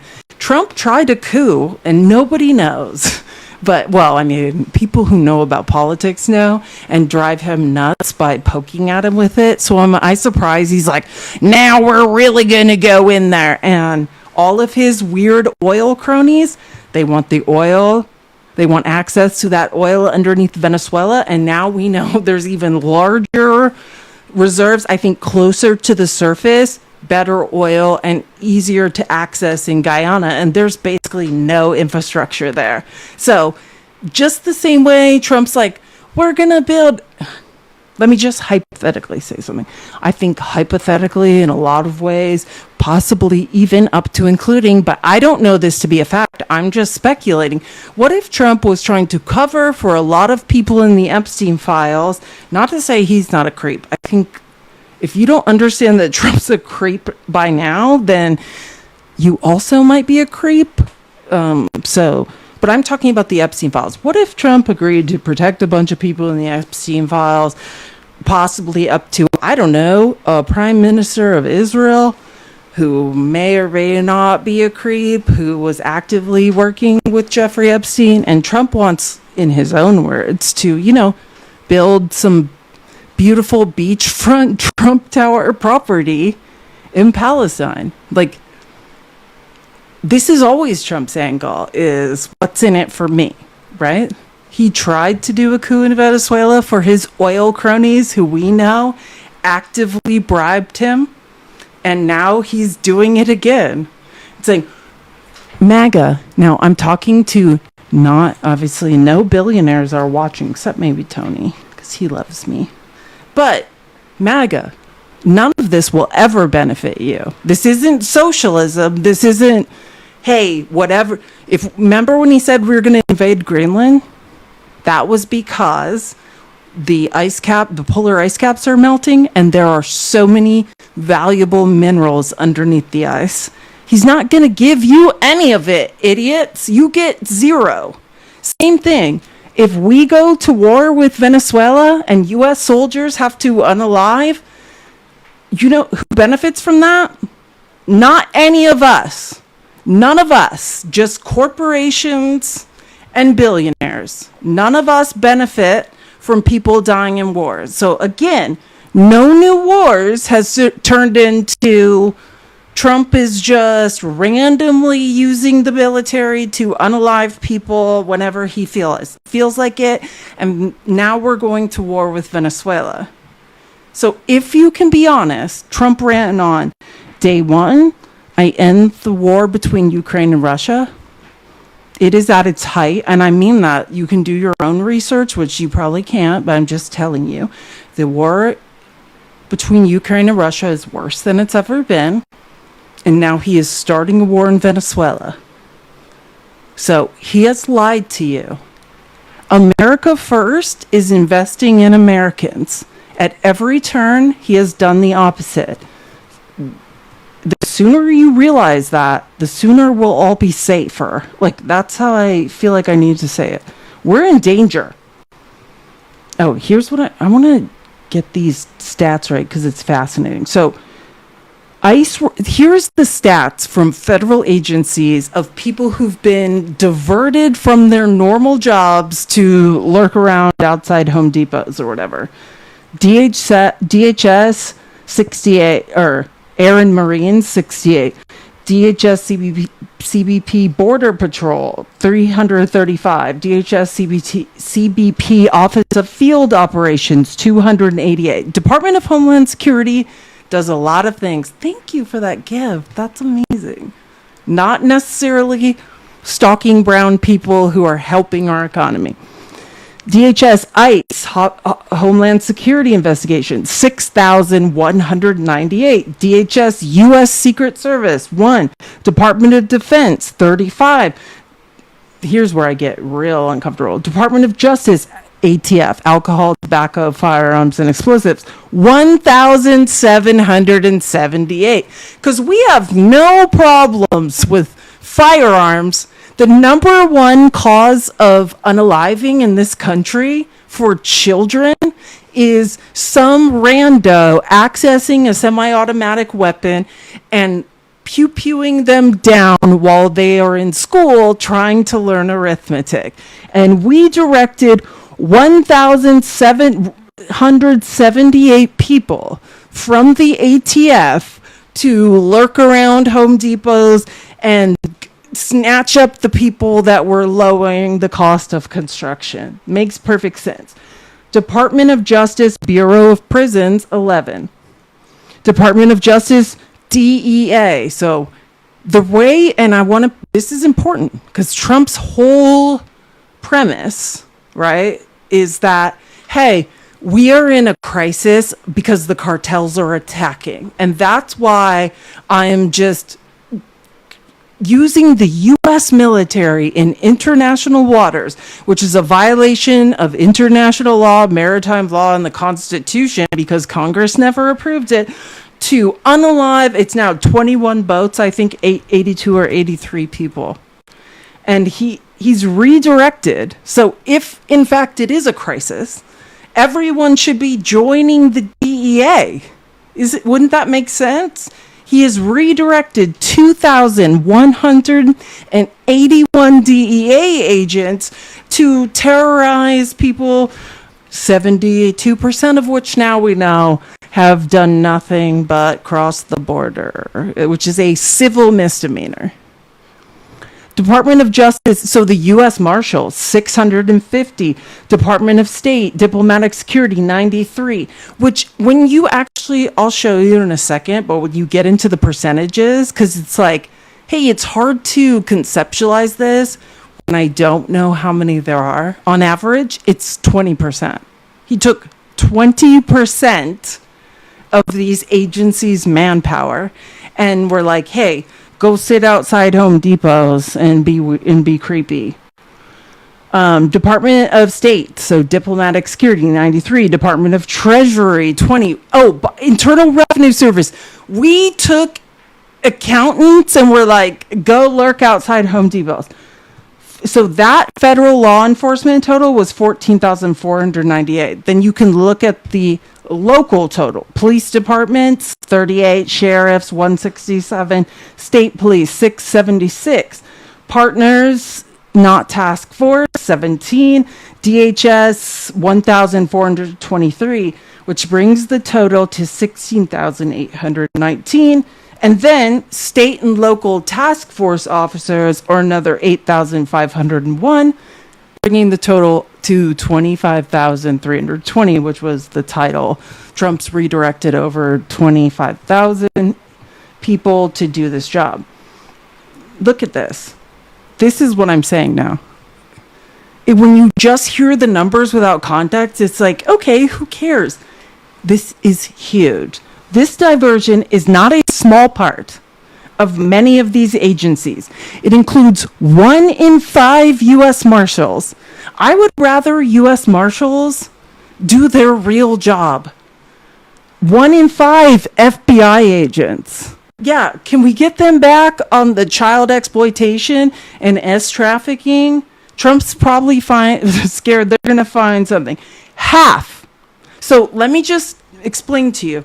Trump violating the Constitution over and over, one of his main arguments, if not the main argument, is we're in an emergency against the cartels. If that was true, why would you take half of the DEA agents, 2,181 of 4,620, and redirect them to lurking outside Home Depot? If, in fact, we were in a crisis, over 2/3, I want you to think about that. The number one cause of unaliving for children in this country are pew-pews. And he took 2/3, MAGA, you don't know numbers, but that's bigger than half. That's bigger than half, MAGA, of the ATF. 1,778 of 2,572. And, wait for it, 90% of Homeland Security investigations. 90%. 6,198 of 7,100.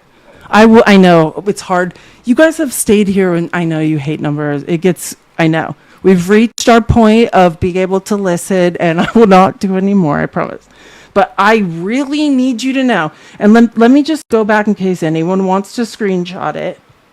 So there's the New York Times article I put in the Discord as a gift article.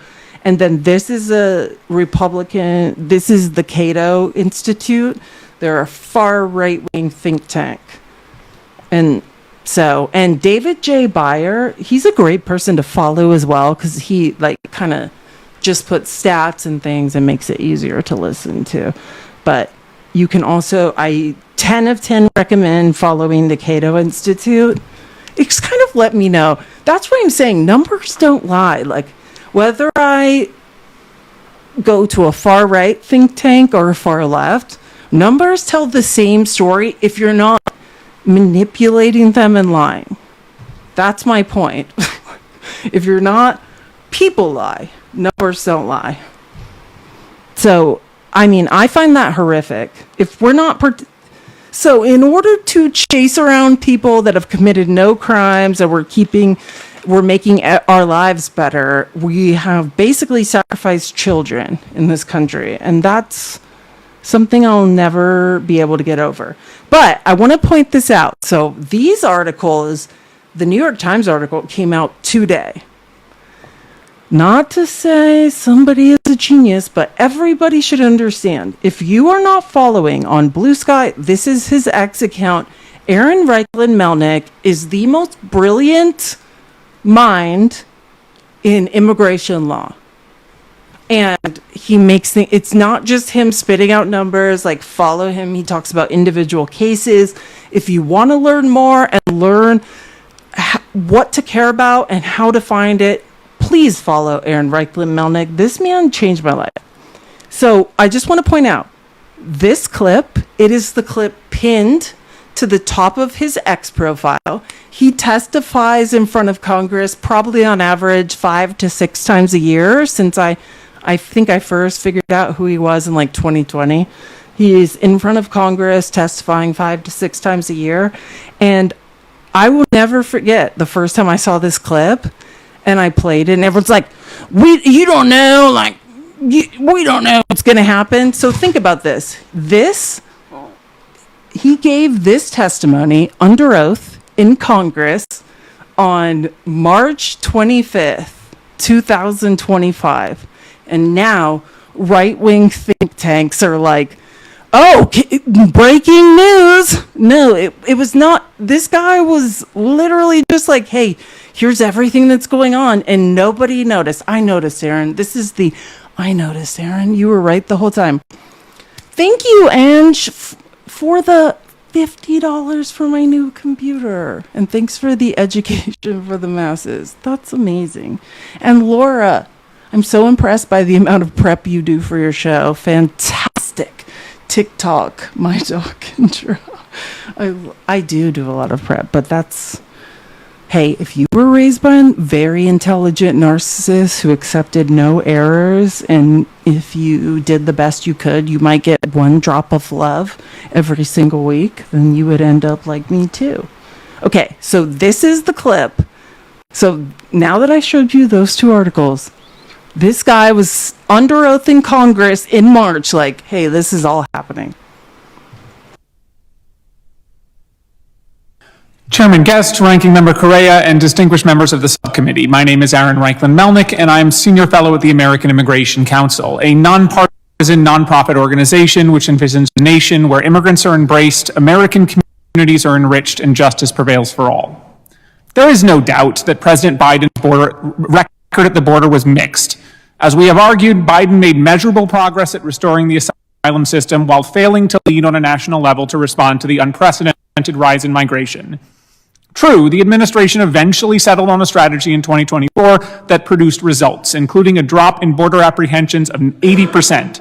But the legality and long-term viability... To clarify where we're at, because I know most people in here have listened to a lot of debates on the border. From, oh God, it's been so long, from June 2024 to December 2024, there was an 80% drop in... oh my God, what is that word? Encounters, because we encounters at the border under Joe Biden.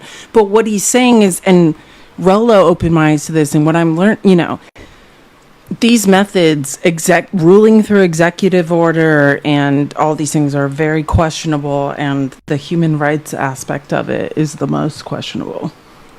Ability of this strategy was questionable, and it was ultimately too little too late. However, Joe Biden is no longer president.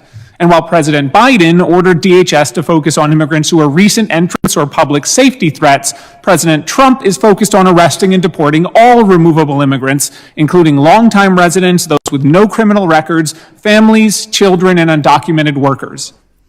Trump has made immigration enforcement the top priority of federal law enforcement, above fentanyl trafficking, above terrorism, and even above protecting our children from predators. This obsession with draconian immigration enforcement will make us all less safe. If continued over the next 4 years, it may also impoverish us as a climate of fear and large-scale removals cause the economy to shrink and Americans to lose their jobs.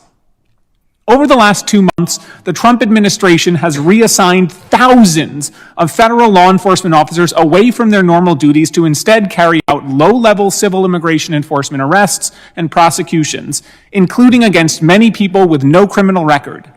This has diverted resources away from serious public safety threats. According to Reuters, at Homeland Security investigations, which over the last 2 years reported saving 3,000 children from predators, scores of agents who specialize in child sexual exploitation have been reassigned to immigration enforcement. Rather than protecting kids, these special agents are staking out immigrant workers' homes and taking down license plates. At the Department of Justice, Attorney General Bondi declared on her first day that immigration enforcement is the top priority of the agency, above nearly everything else. Even the FBI's Joint Terrorism Task Force has been directed to assist in the execution of President Trump's immigration initiatives. But it doesn't stop there. 25% of the DEA's workforce has been reassigned to immigration enforcement. Rather than tracking down drug traffickers, DEA agents are combing through old files to find cases where prosecutors can add illegal entry or reentry charges years later. At the ATF, a full 80% of agents have been reassigned to immigration. Even the IRS isn't immune, with special agents. I read that statistic of 80%, which that's a recent article, and he knew this and was accurately knowing this March 25th, 2025. That everyone had been redirected, that children were no longer safe and were being exploited, and no one was investigating it. Agents trained in financial crimes being made to go after random immigrants instead. In a world of limited resources, about the IRS agents, and they're like, hey, you're a professional accountant who's trained in high level like forensic accounting, go get those people outside Home Depot. Converting federal law enforcement to the mass deportation agenda will have an obvious effect. When HSI agents tracking online pedophiles are forced to stake out undocumented workers, our children are not safer. When DEA agents investigating drug rings are told to find immigrant families who missed court dates, our communities are not safer. And when FBI agents tracking terrorists are told to focus on immigration arrests instead, our nation is not safer. These concerns are not hypothetical. In 2018, under the zero tolerance policy, border prosecutors were ordered to charge all migrants with illegal entry. The result was clear. There was a large drop in. Sure, you understand what he's talking about. So he's talking about in 2018 when Trump started putting kids in cages, right, who were unaccompanied minors and all this. He's talking about a case study, which I talked about, I think, last May, that we already know when you redirect people from their area of focus, it does not help. It just gets worse. Safer. These concerns are not hypothetical. In 2018, under the zero tolerance policy, border prosecutors were ordered to charge all migrants with illegal entry. The result was clear. There was a large drop in drug trafficking cases brought by federal prosecutors because prosecutors were spending night and day focused on migrant parents instead of going after the drug traffickers. This administration's priorities are backwards. While Trump is spending billions of dollars on detaining ever greater numbers of immigrants, his administration is slashing services for Americans. Money is pouring into the pockets of private prison companies at the same time as USDA is ending contracts, giving children access to fresh local food, and Social Security is closing offices nationwide. Rather than a single-minded focus. Remember, this is March 2025. Is he not a prophet? And that's the thing. Data tells a story, and he just analyzes data. But Mag is like, I didn't see this coming, that I wouldn't be able to afford food. Well, data saw this go. Like, he sounds like a prophet, but he was just like, hey, here's what data is telling me is going to happen. And think, this is last March. And if someone had listened, who wasn't a sadist, the ends justify the means type, maybe we could have stopped it. But as long as you elect Republicans, suffering is the point. Culling the population is the point. The doctors at the CDC who defected and left said, I'm beholden to the Hippocratic Oath. Do no harm. And the strategy at the current CDC is Machiavellian eugenics, which, is to cull the population. Money is pouring into the pockets of private prison companies at the same time as USDA is ending contracts, giving children access to fresh local food, and Social Security is closing offices nationwide. Rather than a single-minded focus on mass deportation, this administration and Congress should pursue common sense policies that help American communities. We need a system that can resolve cases quickly while also maintaining fairness, due process, and meaningful accountability for all actors. That includes a path to permanent legal status for undocumented immigrants who have resided in this country for decades without breaking other laws. This would build American prosperity, encourage the rule of law, and break the power of unscrupulous employers who exploit workers. In an option between self-defeating mass deportations and a prosperity-building path to legal status, the choice is clear. Thank you, and I look forward to your questions. In an option between self-defeating mass deportations, that is the truth. And this man was able to look at data on March 25th, 2025, under oath in Congress, and say everything that now a right-wing think tank is like, look, I figured this out. And not to say, I'm not saying those people didn't know. I'm just saying, this is the point. And I don't want to hurt MAGA's feelings, because I know I do that a lot, and I don't want them to feel like I'm just trying to accuse you of not being too good at reading. But I knew this then, but things weren't bad enough for you. Oh yeah, and this is actually a perfect segue, and I don't want to make this point, but I'm going to make it anyways. So I knew this. The day he was under oath in Congress, I was in my bathtub, that's what I do. I do shafts. I call them shafts. It's when the water is pouring down on you, and you're kind of in a bath waiting for the tub to fill up, and I try to count the drops on my chest to regulate, because I've been diagnosed with PTSD and CPTSD, so it's something I do to kind of reset, the mammalian dive reflex. Another thing you could do is stick your face in a bucket of ice water, and I was just nobody's gonna get it. No, and I was listening to him say this, and the point was then, as it always is, what were Republicans saying on March 25th, 2025. Everything's fine. Dear leader said it's going to be good, right?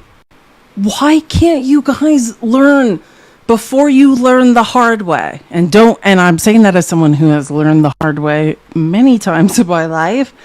And my learning from learning the hard way in horrific ways is we don't need to learn that way, right? And that's the issue I take with MAGA. And let me just, I played a clip of Jasmine Crockett talking about the recently elected Attorney General of, someone needs to correct me if I'm wrong, is it Virginia? Jay Jones, the man whose text messages were put out there? Is it that he's okay? Thank you, Dolph. Okay, because I was like, I don't want to get the wrong say.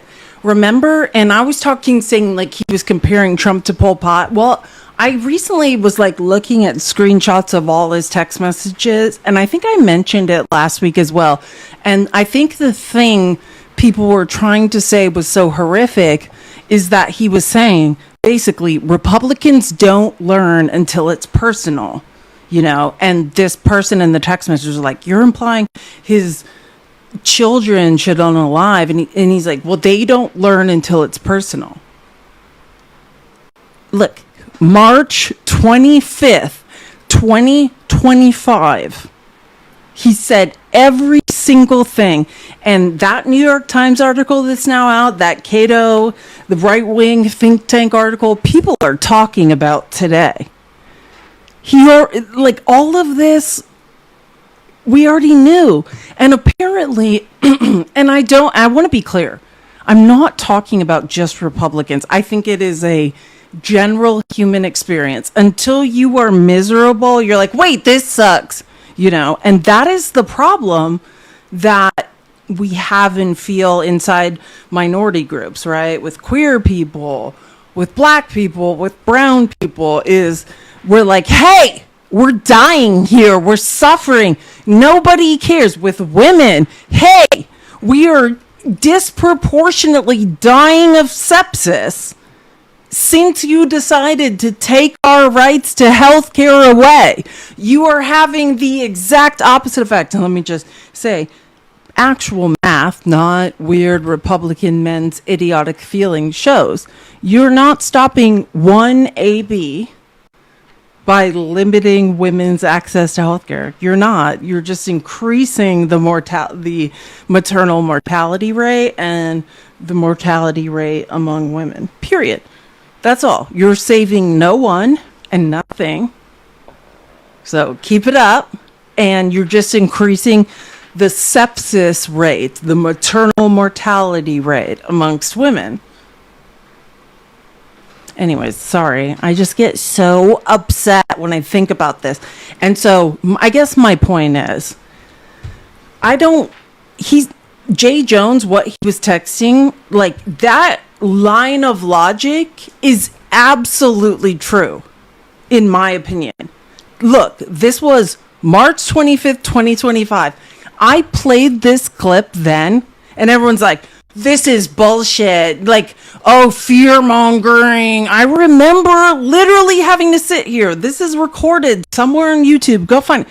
And people are like, you're just fear mongering. None of this is ever going to happen. Well, and now today, everyone's like, this is awful. What's going on? Yeah. That is the point. For people in America, oftentimes, and I'll say,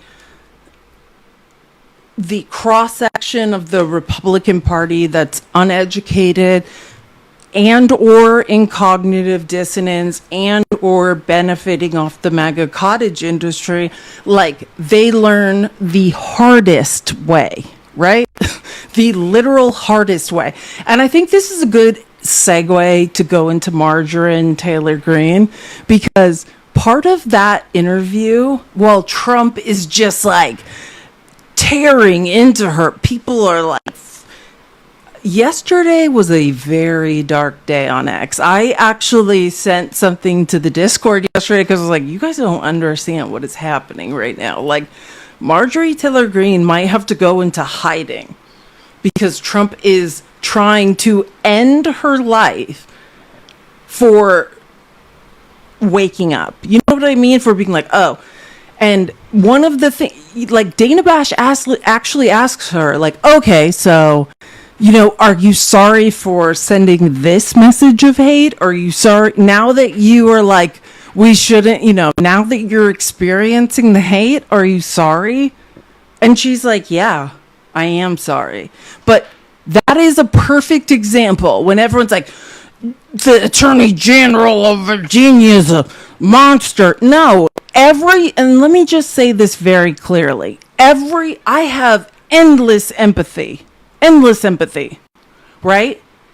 But when I know mathematically and my brain can work and say Trump is a problem, like to say that you want someone to experience the pain you're experiencing, so maybe they would change, which in Trump's case it wouldn't work, is not wrong. It seems to be, and I'm just saying, the only way my brain works is just, I see this long trailing pattern of who someone is. And the only thing I know about Republicans is until their entire life is shook. Thomas Massey is another example. His wife died, and, he's just like, F it, now I'm going to tell the truth, right? Like, until you feel certain pains, it seems like, I don't think that should be the way, but it seems like, especially on the right, until you experience personal loss or personal pain or personal fear, these people will not change. And I think it's crazy I'm glad. Well, actually, let me just be more clear. I don't know Jay Jones, the AG, but I'm so glad that the left can look past that and recognize, that is the truth on the right. That is the pattern. Something horrible has to happen to these people, and then they're like, oh, this sucks. And it's like, yeah, that's what everyone's been saying this entire time. And I do wholeheartly believe, let me say this, if let's say, however, what was the number of the first group? Of 49 white, blonde-haired, blue-eyed American citizens were snatched up and taken to Secot in El Salvador. Can you imagine? Can you imagine where we would be now? Can you imagine? The lawsuits, the datelines about their pain. There is an 81-page human rights campaign report on the torture that those people who turned out, the vast majority of them who were legally inside the U.S., they were tortured, they were beaten, some of them were raped. And I just want you to picture, if they weren't brown, if they were white, blonde-haired, blue-eyed Americans, this would be a very different conversation. But because they're brown, it's like, oopsie, oopsie. We just sent a bunch of Americans to a prison camp outside of U.S. jurisdiction where they were tortured. And by prison camp, I mean concentration camp. Oops. The majority of them were legally in the U.S. Oops. It is. Oh, 4 of them were women. Oops. Literally. They accidentally mailed women to a men's-only prison, and even, what's his name? What's the dictator of El Salvador's name? He was like, yeah, no, we're not doing this to women. What's his name? It's going to come to me. Can someone just type in the chat the name of the Bukele? Thank you so much. Appreciate it. Yeah. And he even and apparently, and this is just in my readings, Trump's like, no, just take him. He's like, yeah, no, we are not taking women in this prison, you weirdo. So I actually wholeheartedly agree with the new Attorney General of Virginia that until MAGA Republicans personally experience loss, personally experience hurt, personally experience fear, they don't seem to move any other way. All of a sudden, Marjorie Taylor Greene's like, I want to... Let me just show you. Let me show you what happens when Republicans experience, MAGA Republicans experience what they've been subjecting on everyone else on a daily basis. And whilst I'm pulling this up, let's all think in our minds of the unbelievably Marjorie Taylor Greene, my first knowledge that she existed on Earth was her terrorizing a child, following him and terrorizing him because a child had the guts to speak at a congressional hearing about pew pew violence in schools. It was someone from a Florida school, and she stalked and terrorized him and screamed at a child for 5 minutes. And if you don't know who that child was, it's David Hogg, who's now a very active progressive in the Democratic Party. That's who she was screaming at. She was screaming at a child whose friends had been pew-pewed down. And he was just, at that point, he wasn't such he's a very formidable force now. But imagine, this is a child who showed up just to tell, Congress, this needs to change. And in order to get, her whatever, likes on the internet, she stalked him and belittled him and shamed him and screamed at him for minutes while he tried to run away from her. So let's all just remember who this person is, just saying. Okay, well, actually, and let me show you what Trump is. I think it's fair.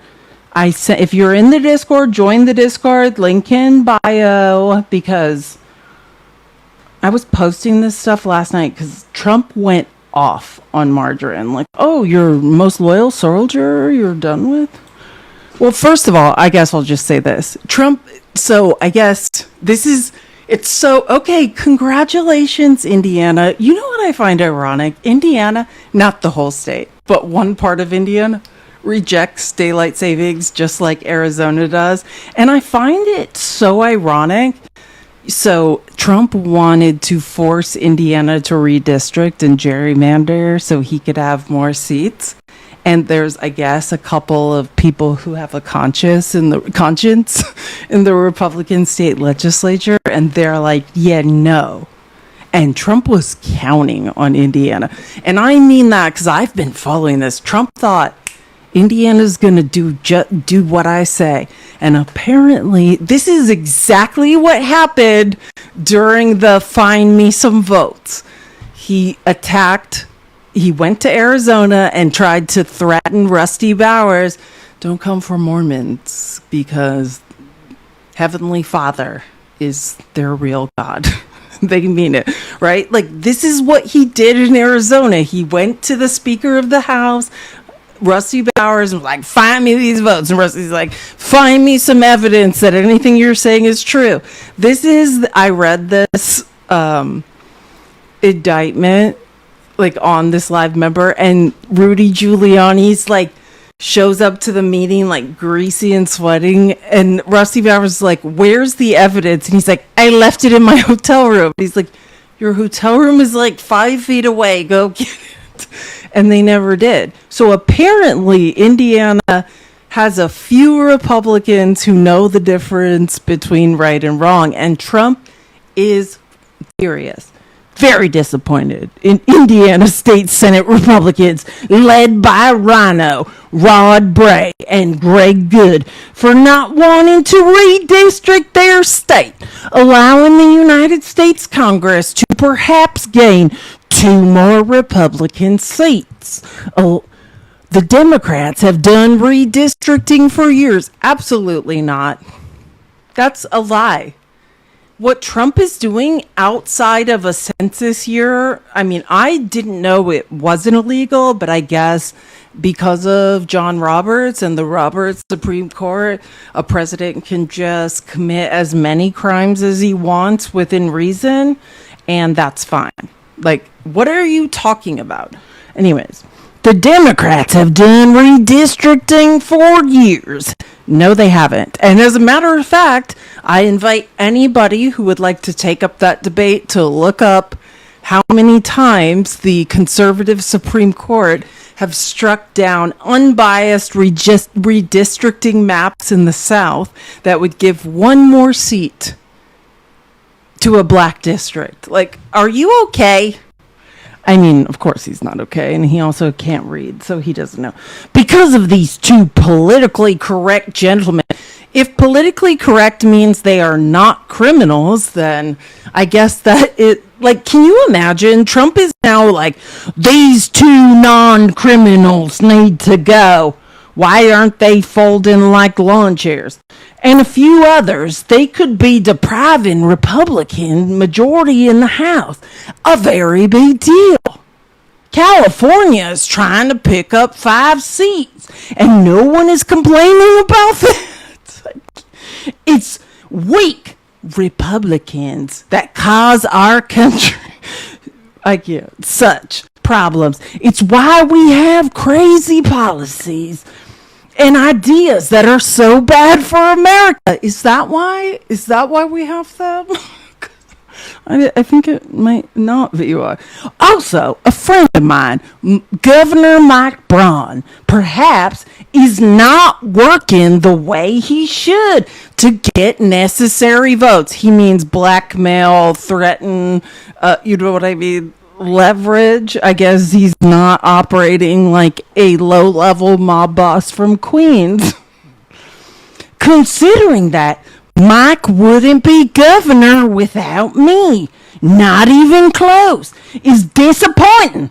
Any Republican that votes against this important redistricting, potentially having an impact on America itself, should be primaried.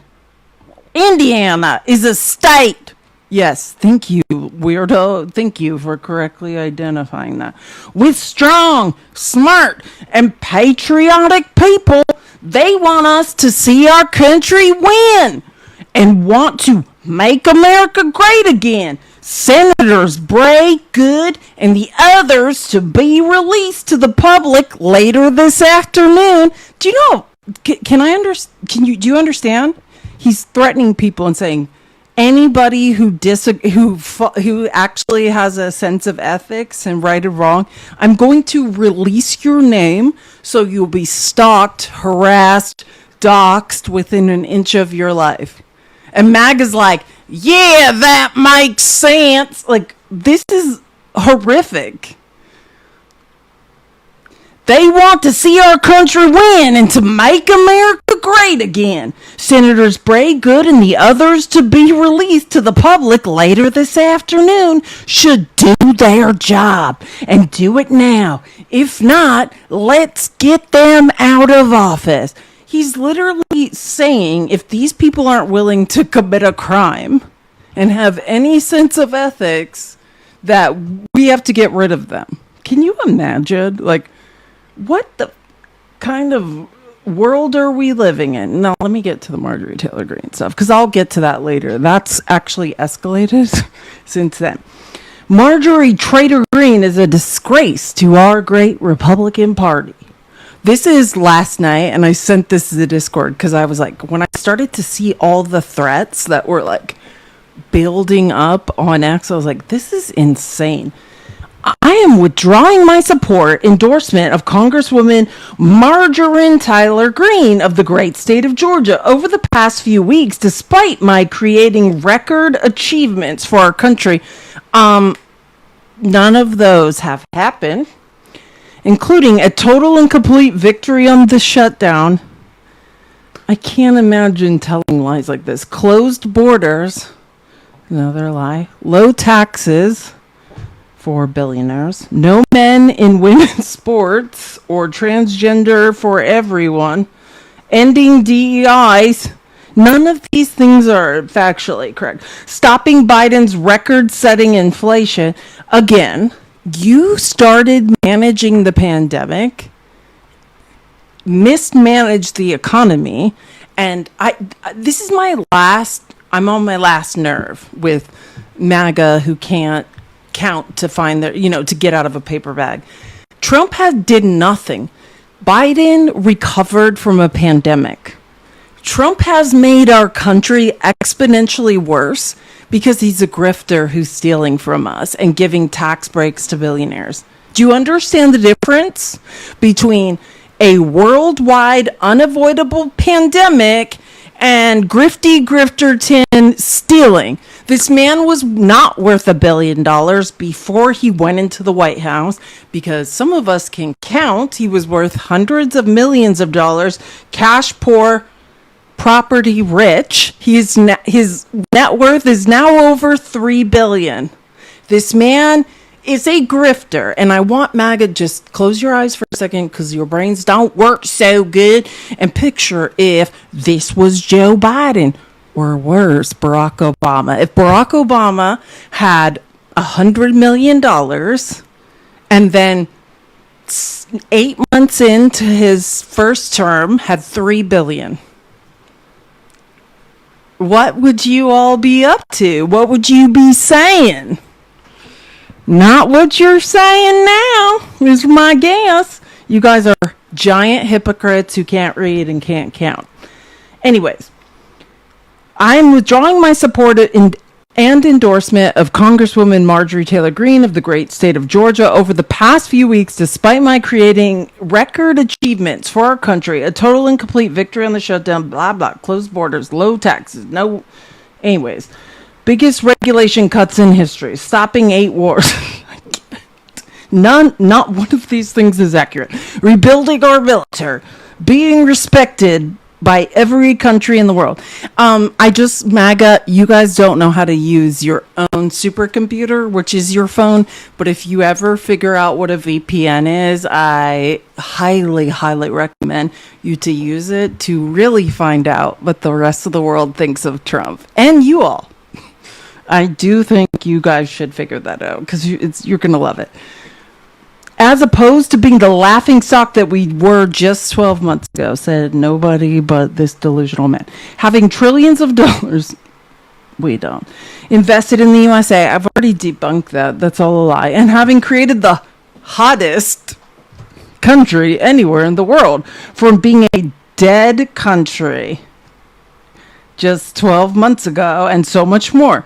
All I see is wacky Marjorie do is complain. It seemed to all begin when I sent her a poll stating she should not run for senator or governor. She was at 12% and didn't have. You're at your lowest approval rating of any president in U.S. history. Trump now has the lowest approval rating. And the second worst is him in his first term. So I don't think people who everyone hates is a reason not to run. And didn't have a chance unless, of course, she had my endorsement, which she wasn't about to get. She has told many people that she is upset that I don't return her phone calls anymore. Okay. But I haven't read that in the blogs. I don't know if that's actually true. I actually think I don't think she's been... I don't know. I don't think that part, I don't know. But with 219 congressmen/women, 53 U.S. senators, 24 cabinet members, almost 200 countries, and an otherwise normal life to lead. So normal. I can't take a ranting lunatics. Yeah, 2 ranting lunatics shouldn't be on a call together. 2 ranting lunatics shouldn't be on a call together. That's probably true. I understand that wonderful conservative people are thinking about primarying Marjorie in her district of Georgia, that they too are fed up with her and her antics. And if the right person runs, they will... Sorry, I just cut it off there. I don't care. But here's what I thought was extra mean, is he was posting, or I don't even think it was him, but someone was then posting posts of MAGA idiots saying they hate her or whatever, like your political future just ended. This is the president of the United States. Now close your eyes and imagine if Biden was doing this. If Biden was terrorizing Republicans, but we should do it. I think we should be doing this. This is what they like, right? Let's all terrorize people unnecessarily. What? Tom! Where have you been? I used to follow you years ago. Tom Powell, you're my favorite person, and I saw you follow me, so sorry, I just saw it. Hello, Felice. We used to know well, we didn't know each other, but years ago. Police, my account got banned. Well, tell us more about it. Tell the people. I got my 1.5 million follower account got banned a few months ago. So this is my new account now, and I don't do any political content on TikTok anymore. I'm 100% on YouTube now.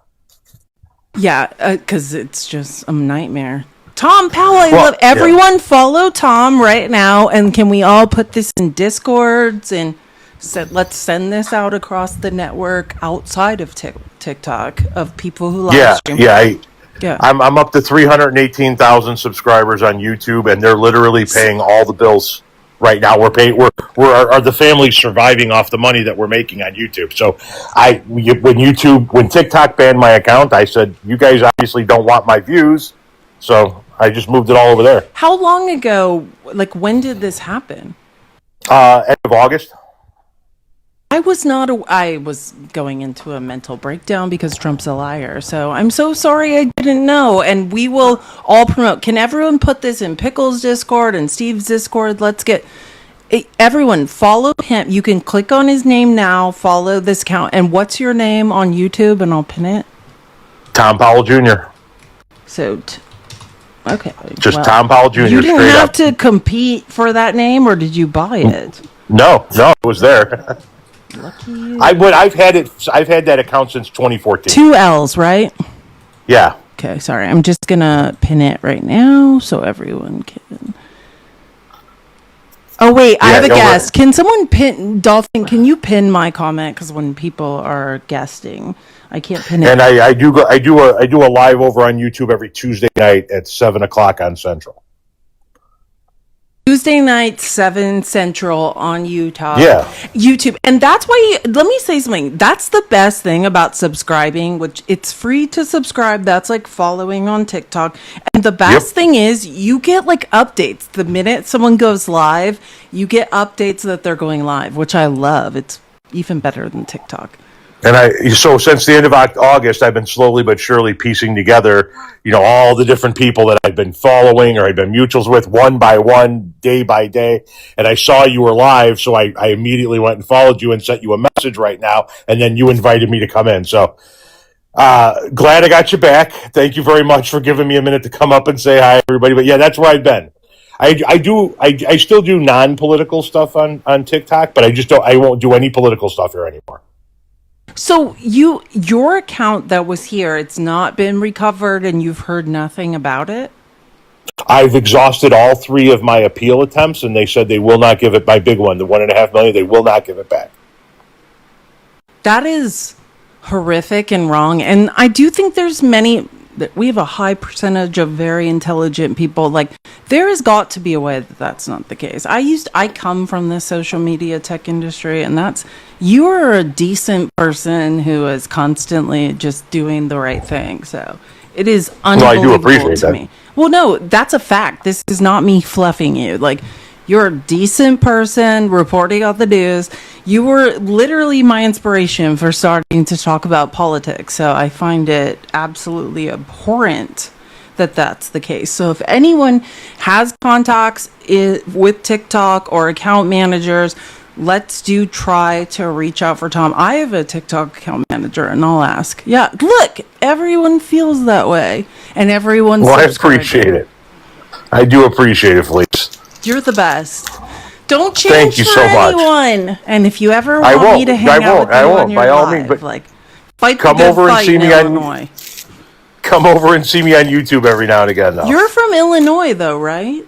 Yeah, I'm just outside Chicago. I remembered. So, just quickly, what's your experience with the National Guard and your take on what is happening in Illinois? So where I'm at, I haven't had to experience any National Guard issues. They're not coming by me. I live in a predominantly white rural town, so they're not interested in anybody out here. But I think that what they're doing is absolutely abhorrent. And one day, every one of these son of a bitches are going to have to show their face and account for what they did. You are welcome here anytime, and I will literally, I'm going to tell everyone every day to follow your account on TikTok. I Thank you very much. And I'll stop into your lives from time to time. I appreciate it. would love to have you literally anytime. You're the best. Thank you very much. We'll talk soon. Later, Gator. Bye. Oh my God. It's all downhill from here. We should probably just quit the live. Let's quit the live. Tom Powell spoke to us. Do you guys know, like, I was making content. I was a mess when I was like a full content creator for 2 years on TikTok. I was in a coma. I was literally in a coma, and like I got out of the coma and I was trapped in my house, and I was like, what am I going to do with my life? I have a lot of feelings. Like, so I first made a TikTok account to survive being trapped in the hospital. And then Tom Powell was one of the first people I saw on TikTok. And he was one of the first people that like reposted or duetted one of my videos. And I was like, okay. And thank you, because I looked like such a mess back then, but I think I was saying things that were true. And I was like, okay, if this guy thinks I'm doing something good, then I will press on. Like, that was literally when I was like, okay, I've got to press on. So Tom Powell is... Thank you, Dolphin. Let's go out of our way to support and follow him. And also, like, that's the thing I've noticed about the left is it's kind of like a network. Whatever other discords you are in, just post that. And, like, I don't know a person on earth who doesn't want to support Tom Powell. Like, literally. Good. Subscribe. And also just subscribe to people on YouTube, because we don't know what's going to happen here. Do you know what I mean? Like, that's what I keep thinking. So that's why I'm going to YouTube school and trying to like figure out what's going on over there, because this could get as dark as X. You know what I mean? It's like our safe space and our fun time place now. But who knows how long this is going to be a place any of us want to be. Man, that was a blast from the past. I used to be like, Tom Powell's my idol. And I also love like his passion for the devil's lettuce legalization, which I was just reading another article, and it's like, that is one of the issues that is just burying the Republican Party. Like, red states are like, where is my devil's lettuce? And Tom Powell is like a super activist for devil's lettuce. Can I send you a video? I mean, you can send it to me on Discord. I just have to be honest. I can't check my messages often because of the things that are in them. Hold on. I just want to check because I like it. Is what's going on? I saw you requesting twice. Is there something? Hello? John? Was that an accident? I saw you requesting 2 different times. Okay, so I'm going to assume it's an accident. I just thought people are desperate. So anyways, yeah, Tom Powell is like a huge advocate of the legalization of devil's lettuce. And that is like a huge oh, wait, he's requesting again. Maybe he did have something to say.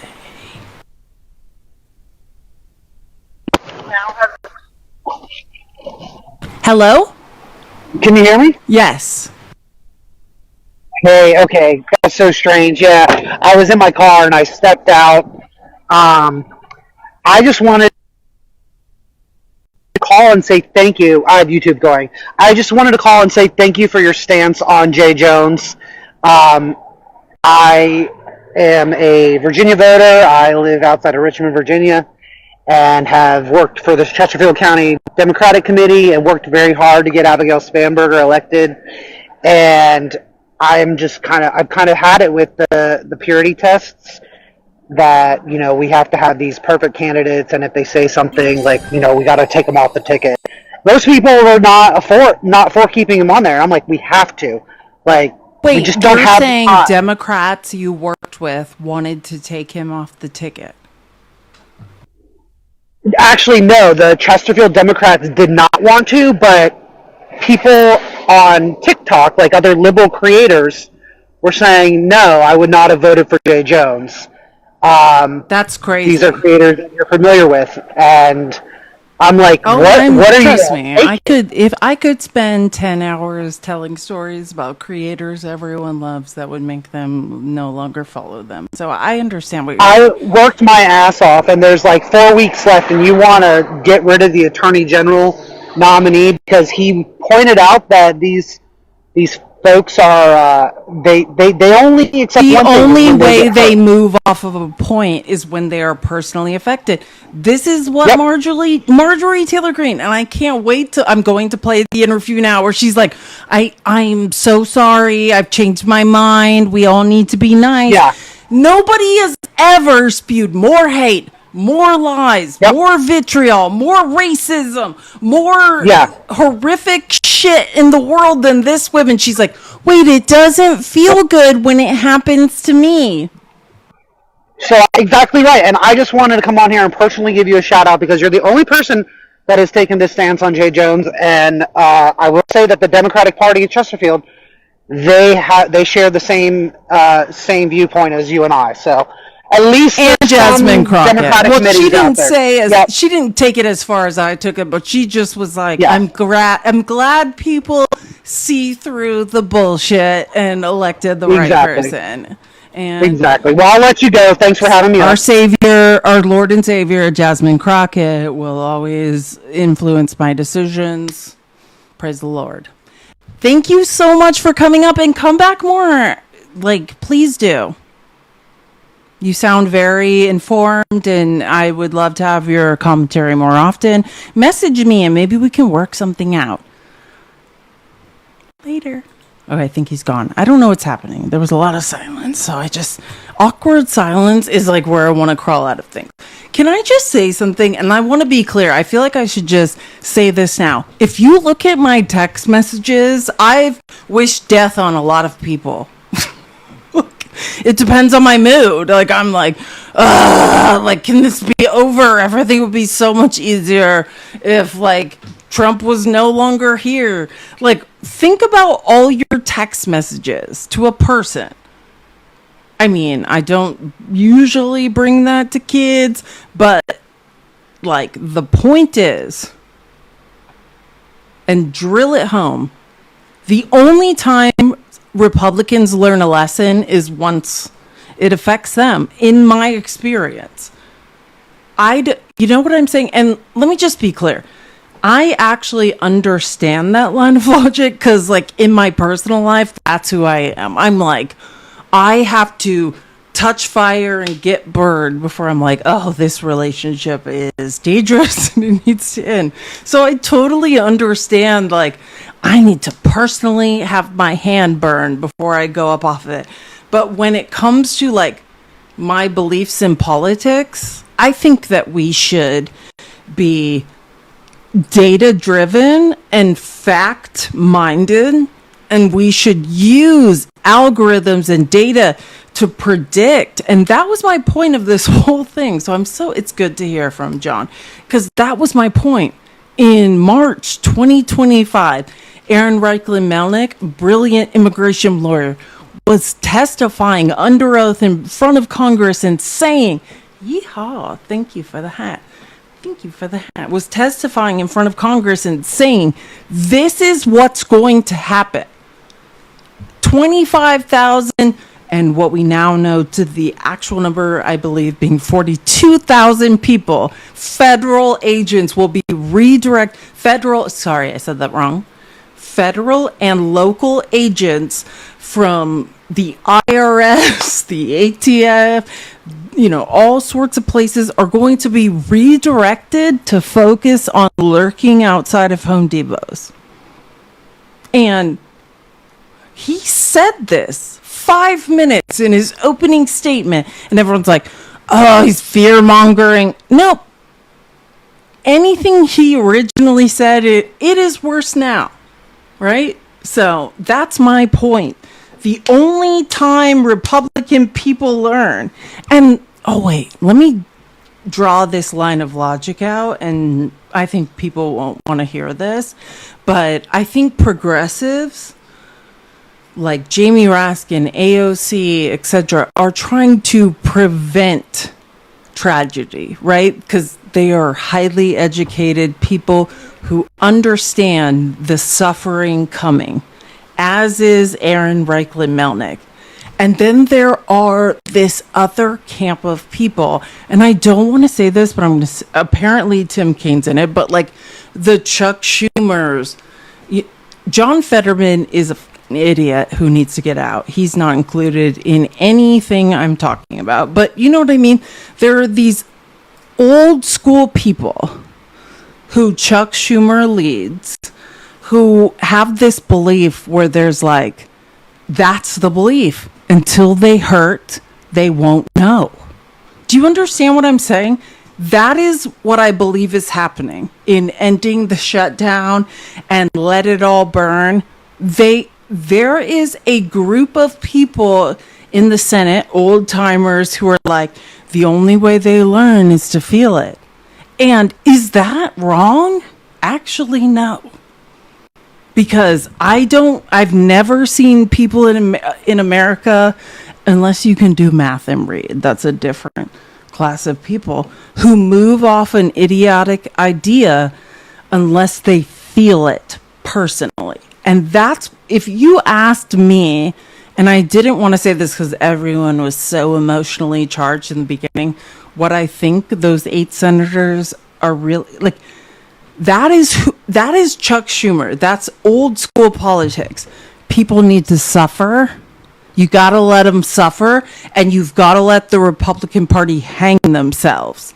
And only then will people want change. And actually, is that wrong, or is that 10,000% right? And I think about that literally every day, because I actually think it might be right. I think, like, you might have to make people, I wish to God, if we could get to a point where people just believe, you know, it's like, hey, I looked at the data, shit's about to get bad. We should not vote for this person. But by all accounts, that's not how Americans work. They have to literally suffer. They have to be in the trenches. They have to be like, I can't feed my kids. And then they're like, oh, wait, never mind. Trump's a shitbag. So I just want to be clear. That's my theory.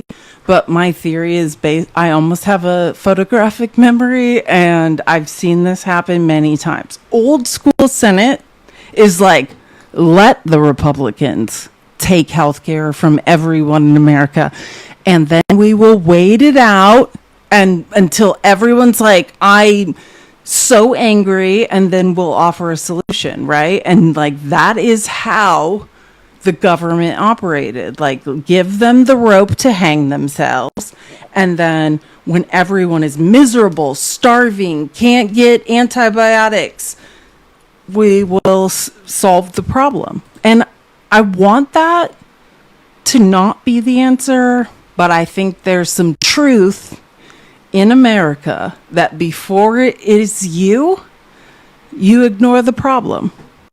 And that is the same rhetoric around Jay Jones. That's what he was saying. It's not like he's like, I hope someone's children unalive. That's not what he was saying.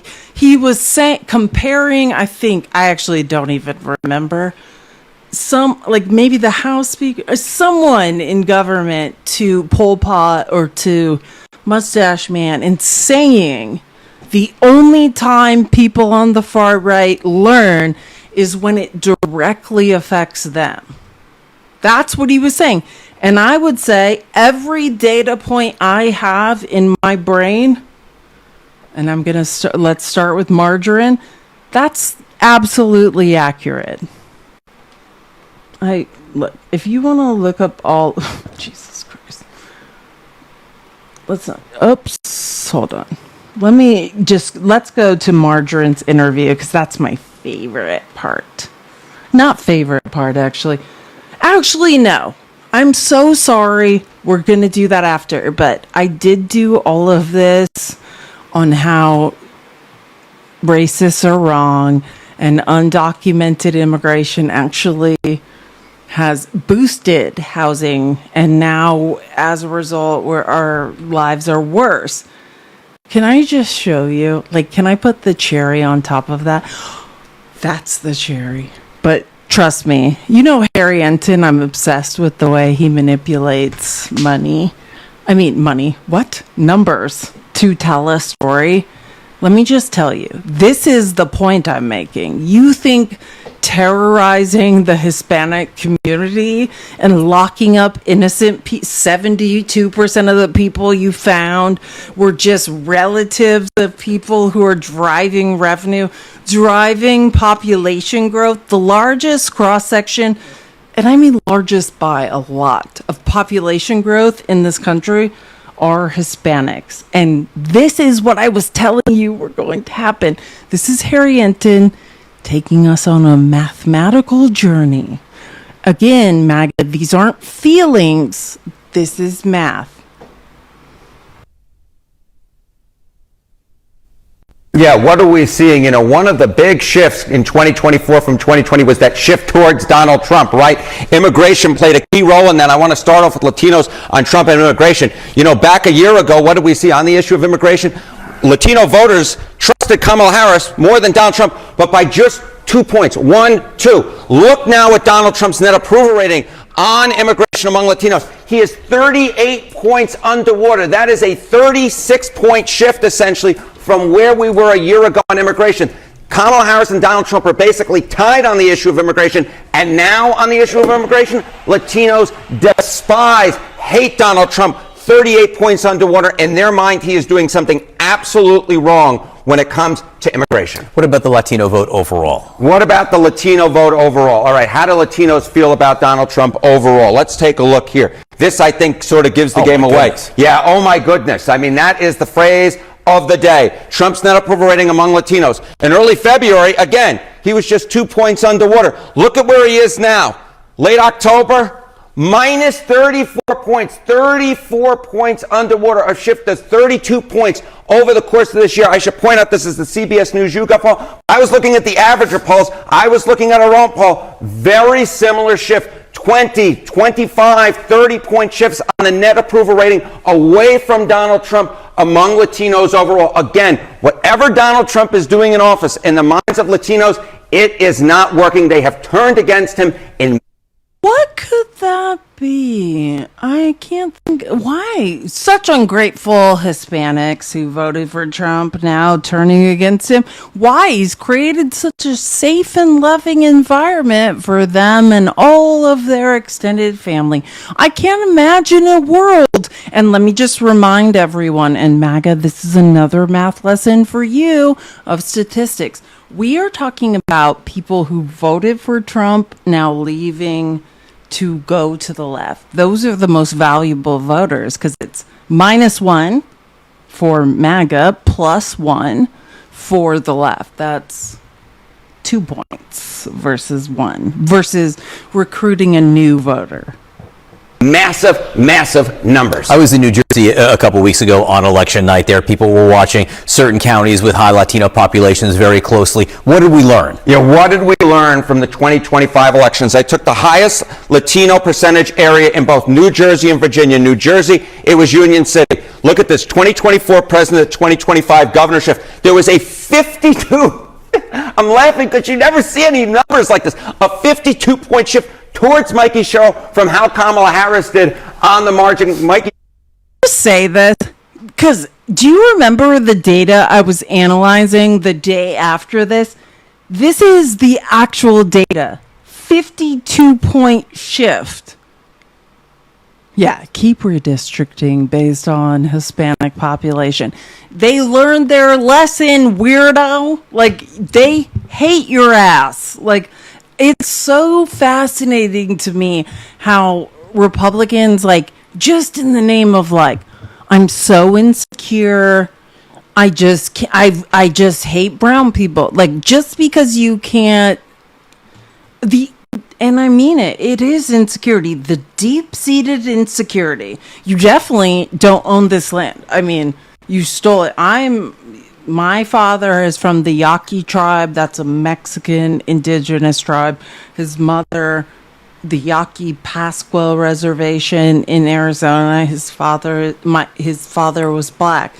But you definitely don't own any of this land. You just, showed up and commandeered it.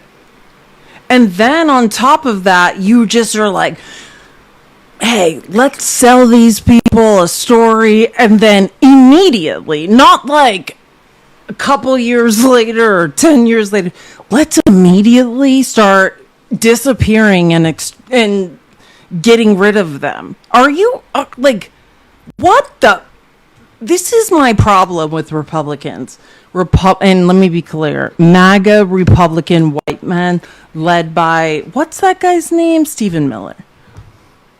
Why are you all so dumb? I guess I should be thankful that you guys are so short-sighted and so idiotic. And you're so eager to bring on the misogyny and racism. If you were watching, not last Friday, but the Friday before, when I was like, what are the Christian nationalists up to? And they're like, women, fuck them, vote. Hey, maybe you should shh before the next election. You monsters, are you guys okay? No, they're not okay. That's the problem. They are simpletons. And keep it up. Keep it up. Keep terrorizing Hispanics. It makes it super great. And I wanted to say this because I know I promised I'm done. I didn't do it yesterday, but on Saturday, I again scrolled through lives on TikTok, which I promised my therapist I would not because it's bad for my mental health. But the things I heard MAGA saying are mind-boggling. They were like, Hispanics are with us. Which ones are those? Are you okay? These people are out of their minds. Show ran away with this. Kamala Harris did win that vote, but by a small margin. Mikey Sherrill did 52 points better. How about in Virginia, Manassas Park? Look at that, a 22-point shift. Clarify, because I know MAGA can't understand comparisons and math. We're talking about the same territory Kamala Harris won and the increase in points that Mikey Sherrill won it. Do you understand how crazy it is for that to be 52 points in Union City, New Jersey, that place with the highest percentage of Hispanics, and Virginia, Manassas, whatever that says, I can't read it, with a plus 22. That is the death blow, if you understand statistics, which none of you do, so just keep on keeping on. Towards Abigail Spanberger from how Kamala Harris did back in 2024. We saw huge Latino shifts in both New Jersey and Virginia. The idea of what happens to Donald Trump won't impact down ballot. If you're a Republican, you believe that, that is fantasy land. What is happening to Donald Trump absolutely impacted what happened down ballot. Part of it is turnout, but part of it is persuasion. Latinos running away from Republicans, running to the Democrats. A big reversion of the mean. Latinos back in the Democratic camp in 2025 in a way they simply put we're not in 2024, and it's because of Donald John Trump. Look, a lot can change between now and next November, the 2020. I'd say that too, if I was trying to be the opposition. That math is damning. And let me just help you with the only way these numbers won't multiply and get worse is if you idiots stop targeting brown people. Oh, and by the way, that's not going to help them. You won't recover. It would just in some tiny amount, maybe staunch the bleeding. You guys are done like dinner, mathematically anyways. I don't get any joy out of saying this, except the only joy I get is the years I tried to explain math on lives to idiot Republicans, and they're like, I don't know what you're talking about. I'm an idiot. Oh, wait. And I was talking about Trump hates Indiana for having a spine. He posted more about it today. He said, I will be strongly endorsing any state senator. can't even read it. Or any House member from the great state of Indiana that votes against the Republican Party. So I just want to be clear. Everyone, just shh. We're doing an ASMR. Shh. Everyone, close your eyes if you're not driving a car. If you are driving a car, please keep your eyes open. Everyone, shh. Everyone, remember when Trump said that Indiana had to redistrict their state? And then now that they would not, he is so insane that he is saying that he actually is supporting any candidate that is not a Republican while being the Republican president of the United States. Shh, don't say anything. Shh. Shh, we're all just relaxing. Everyone go to sleep. Nothing is crazy about this man. Who does these types of things? He is literally like, hey, are you not a Republican in the state of Indiana? I now support you. What the? Does any MAGA member want to explain to me why it's okay for the president of the United States, who was a MAGA Republican you all elected, to say that he will vote for any non-Republican in the state and support that person? Could it be possible that his brain doesn't work so good? Everyone, it's okay. Settle down, everyone. This is Felice Amazon. Donald Trump is a fucking weirdo. Everything's okay. You guys, Donald Trump today, I wish it was I wish I didn't have to report this. I wish it wasn't real. Literally posted that he supports anyone but Republicans in Indiana. And okay, everyone, close your eyes. Close your eyes. Just one more thing. I think we should all consider just one more thing. Just an important point that Donald Trump is an absolute idiot. Why do these people support him? He is so stupid. He is literally garnering votes for the opposition at this point. Most importantly, hold on.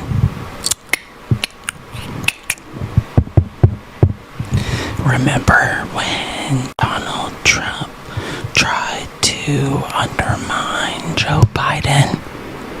Why is he, and saying he was not mentally fit? Why is he doing this? If not because he is actually the most mentally unfit president of all time. Just asking questions. This man is actually now, thank you, I don't need to do lives. Not that I thought, other than blue dots, many people from the state of Indiana were listening, but thank you, Trump, for informing all MAGA people to actually get rid of the supermajority of the state legislature of Indiana. I could not have done it if I spent my life trying. Donald Trump is a senile weirdo. You guys said Joe Biden was, but he recovered the best in the G7 from the pandemic. Donald Trump is actually a fucking idiot. And I mean that, like, truly. The fact you guys, I will never forget, nor will any of us. I don't need to not forget for people. We will all remember. What is happening here? Okay, I'm okay. We'll all remember forever that you said Joe Biden's brain doesn't work because he had a stutter. This man's brain doesn't work. Thank you, by the way, for finding the dumbest, most selfish, most greedy grifter of all. Oh, I'm sorry. Most idiotic, greedy grifter of all time. Like, you guys could not Find your way out of a paper bag to save your life. Oh, and this is, I always forget the hyphen. I thought there might be like a dart shot at it or something. That was cool. I love a new gift. Sorry I have ADD. Just get over it. I always forget her hyphen, Leisure Fernandez. She is the either ranking member or second ranking member. First of all, hold on. Janelle Stewart, thank you so much. Thank you for all you do. Just want you to know I'm 54 years old and back in school because of you and your big brain and loving it. Do you know, Janelle, you're the second person that told me they're back in school. I should get back in school. That's so cool. That's amazing. I love that. And do get back in school. The best place to be is when you're learning. The stimulation. Oh, thank you for the hat. I wish it would stay forever. Janelle, love that for you. And the first person I know that went back to school, he's like getting his PhD and he's absolutely, literally, he's brilliant. He might be a robot. We have to keep an eye on him. Thank you so much. And please keep listening because you're going to get real bored. Wes, I fucking love you and this AMR situation. I think I'm going to start, thanks to Gumps, who may or may not be here. I have this like bed desk thing and I was thinking about that. I think like an hour, I don't know. It could get real. This could turn weird. But I'm thinking about like an hour before I go to sleep, like doing a live. Maybe it will be just ASMR of me stating the truth about Trump. Thank you so much, Wes. And Janelle, let's go. Students are the best. Learn shit about shit. And I mean that. Sorry, Cat DJ, my favorite gift. So this is Lisa Leger. Oh, I imagine she's French. I don't know that. Leger Fernandez talking about the 8 senators who are getting like a minimum of $1 million payout.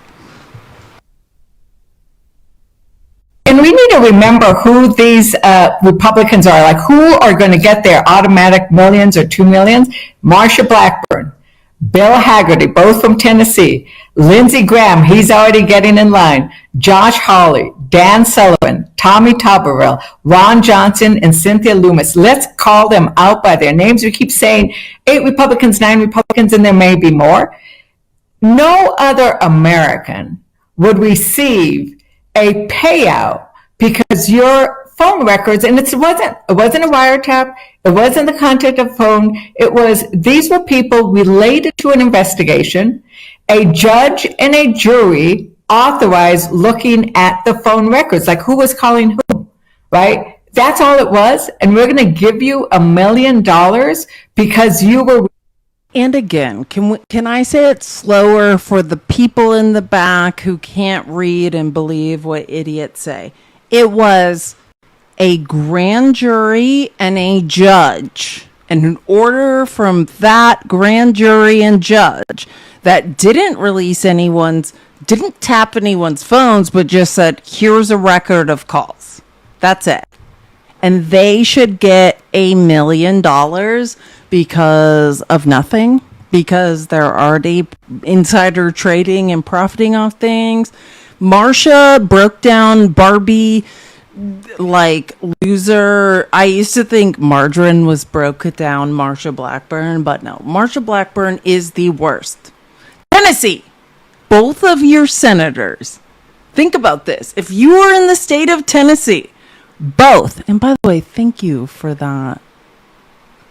Both of your senators are asking for a minimum of $1 million taxpayer money because their comings and goings are shady AF.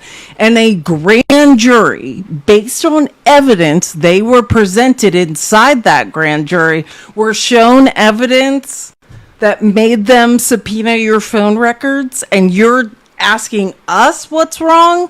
What's wrong with you. It's not us. It's you. We didn't do that. Oh, shit. Okay. I'm going to restart this live, and I just have to, or it's going to be... Okay. I got a violation. I'm going to restart. I'm not stopping Twitch or YouTube. I'm just going to stop the live and restart it really quick because I think the live's about to be shut down.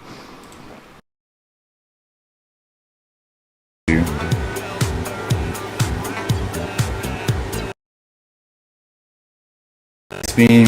Oh my god, this guy is the most legendary mon I've ever seen. Yo, if this was regular Kaizo, this guy wins. Bro was screaming for like 5 minutes over this moan. Bro. We just keep screaming, bro. That just keeps...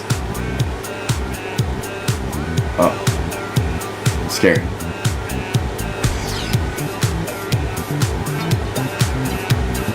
Oh, dude.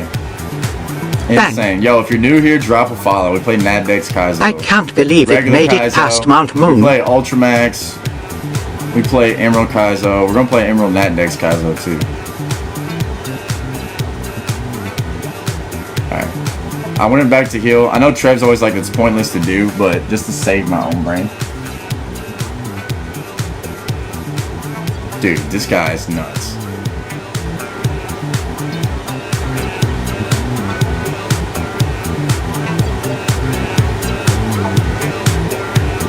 Follow this goat if you haven't and send a daily heart me join the hero squad. Off table too, that's what I'm saying. Absolutely.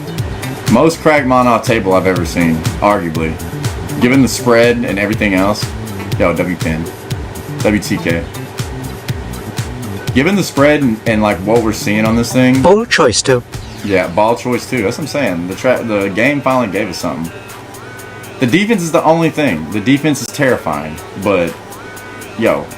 Sorry, I'm sorry. I'm coming back. Sorry, Twitch and YouTube. We're back. Okay, we're not... I don't know what you all were watching. Like some sort of terrible gaming channel. That is an accident. Okay, we're all in the same place now. And this is Wacky Marjorie Trader Brown. Remember, green turns to brown when there is rot involved. Is working overtime to try and portray herself as a victim, when in actuality, she is the cause of all her own problems.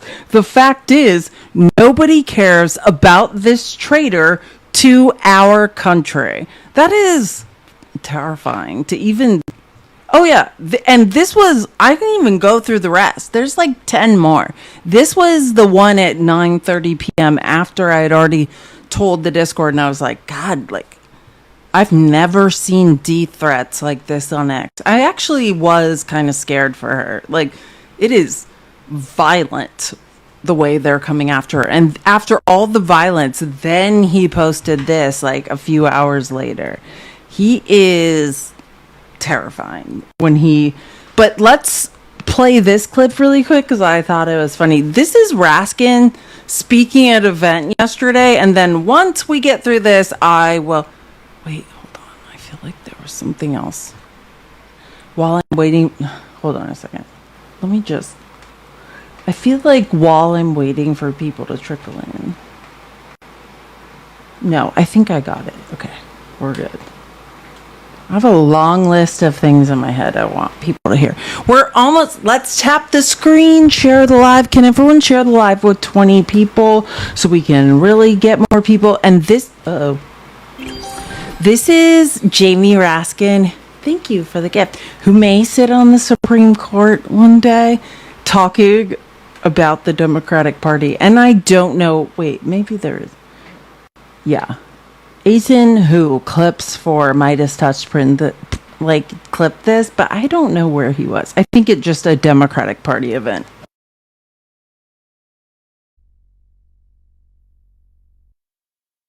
Why can I not? Oh my God, don't say anything. Let me just say a couple more things, you great Florida Democrats. One of them is we are a big tent. We must be a huge, vast tent. I say this is a party that's got room for Marjorie Taylor Greene if she wants to come over. We got room for anybody who wants to stand up for the Constitution. The boos in the background are hilarious. And for the Bill of Rights today. One of my colleagues who left from South Carolina, Trey Gowdy, said to me on the way out, he said, Raskin, you're not a bad guy. The problem with you is you're a liberal. I said, you're damn right I'm a liberal. The heart of that word is liberty. And I'm a progressive because the heart of that word is progress. But my favorite thing to... I forgot. It's like I put clips up and I mean to it's like when I'm doing it, I'm like, this is the line of logic I want us to be on. And sometimes I forget it. This is what I was saying.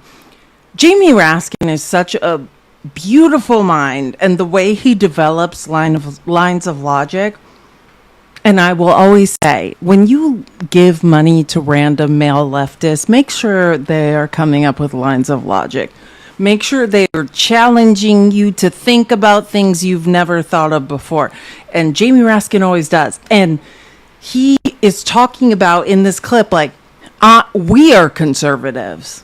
We are conservatives. We are trying to conserve the U.S. Constitution. We are trying to keep the rule of law in place, to keep the principles of the Constitution in place. While Trump is trying to tear them apart, he's like, I am now a conservative. And that is the truest thing I've ever heard in my life. I was like, another brilliant statement by Jamie Raskin. The way he analyzed, the way he thinks. It's true. The left, we are now conservatives. And these people are like, let's tear it all down and unalive the... I'm not going to say what I want to say, but I think we all know what they're saying. Let me just say a couple more things, you great Florida Democrats. One of them is we are a big tent. We must be a huge, vast tent. I say this is a party that's got room for Marjorie Taylor Greene if she wants to come over. We got room for anybody who wants to stand up for the Constitution and for the Bill of Rights today. One of my colleagues who left from South Carolina, Trey Gowdy, said to me on the way out, he said, Raskin, you're not a bad guy. The problem with you is you're a liberal. I said, you're damn right I'm a liberal. The heart of that word is liberty. And I'm a progressive because the heart of that word is progress.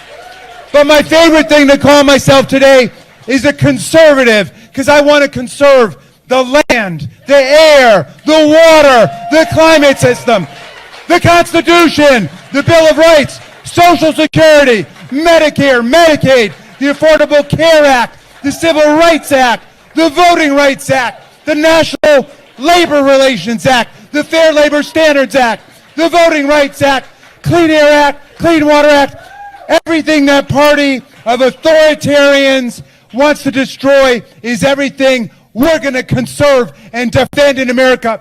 We are the party of the conservatives, the liberals, and the progressives. All the patriots today are in the party of democracy.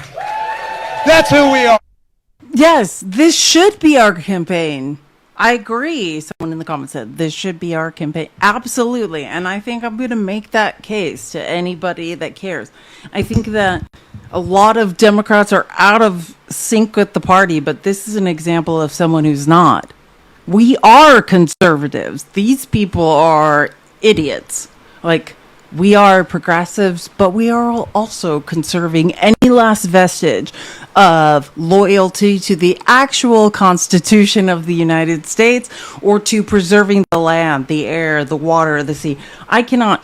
Let me play it one more time since more people are coming. Will, isn't it? Wayne, isn't it? You said that's really clever. I love when you come into the chat. My favorite Kiwi. Let me just say a couple more things, you great Florida Democrats. One of them is we are a big tent. We must be a huge, vast tent. I say this is a party that's got room for Marjorie Taylor Greene if she wants to come over. We got room for anybody who wants to stand up for the Constitution and for the Bill of Rights today. One of my colleagues who left from South Carolina, Trey Gowdy, said to me on the way out, he said, Raskin, you're not a bad guy. The problem with you is you're a liberal. I said, you're damn right I'm a liberal. The heart of that word is liberty. And I'm a progressive because the heart of that word is progress. But my favorite thing to call myself today is a conservative because I want to conserve the land, the air, the water, the climate system, the Constitution, the Bill of Rights, Social Security, Medicare, Medicaid, the Affordable Care Act, the Civil Rights Act, the Voting Rights Act, the National Labor Relations Act, the Fair Labor Standards Act, the Voting Rights Act, Clean Air Act, Clean Water Act, everything that party of authoritarians wants to destroy is everything we're going to conserve and defend in America. We are the party of the conservatives, the liberals, and the progressives. All the patriots today are in the party of democracy. That's who we are. We are. We're the progressives and the conservatives. Whatever disjointed, like grifterton shit, like twisted, dark, uneducated, confusing, backwards, slightly homophobic, the things that wait, hold on. That's not what I meant. Not homoerotic. I think there's a lot of weird... This just comes from me reading congressional blogs. I think a lot of the people in the Republican Congress that vote against gay rights are very possibly gay, and it's super strange. It's like they've become so like twisted and dark and like hating themselves. Like you're not progressives. You're definitely not conservatives. Like some of us are actually trying to conserve things. Like it's disgusting to watch. But every time Jamie Raskin speaks, that's the truth. We're not just progressives. We are conservatives. We are trying to conserve the Constitution. And that's what these people used to be. The textualists, the originalists. Hey, we're operating on the Constitution, right? And that used to be a reason for racism and for like, hey, the Constitution applied to white Anglo-Saxon Protestant males who are definitely straight, so we should shit on them. But every part of the Constitution outside that, you guys have violated, so nobody cares. This is the interview that made Trump go nuts. I mean, he started before this, but this is the interview yesterday where Trump lost his mind about Marjorie Taylor Greene. The president says he's withdrawing support for you, encouraging primary challengers. You were one of his biggest supporters. What do you think happened here?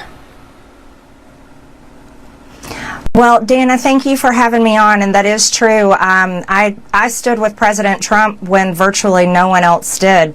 Campaigned all over the country, spent millions of my own dollars helping him get elected.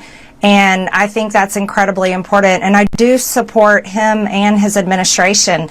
And I support them in delivering the campaign promises we made to the American people. His remarks, of course, have been hurtful. However, I have something in my heart that I think is incredibly important for our country.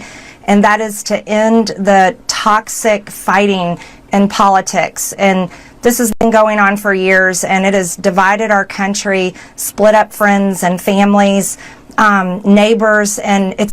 No, this is ironic coming from her, but trust me, it gets addressed. It's not solving our problems.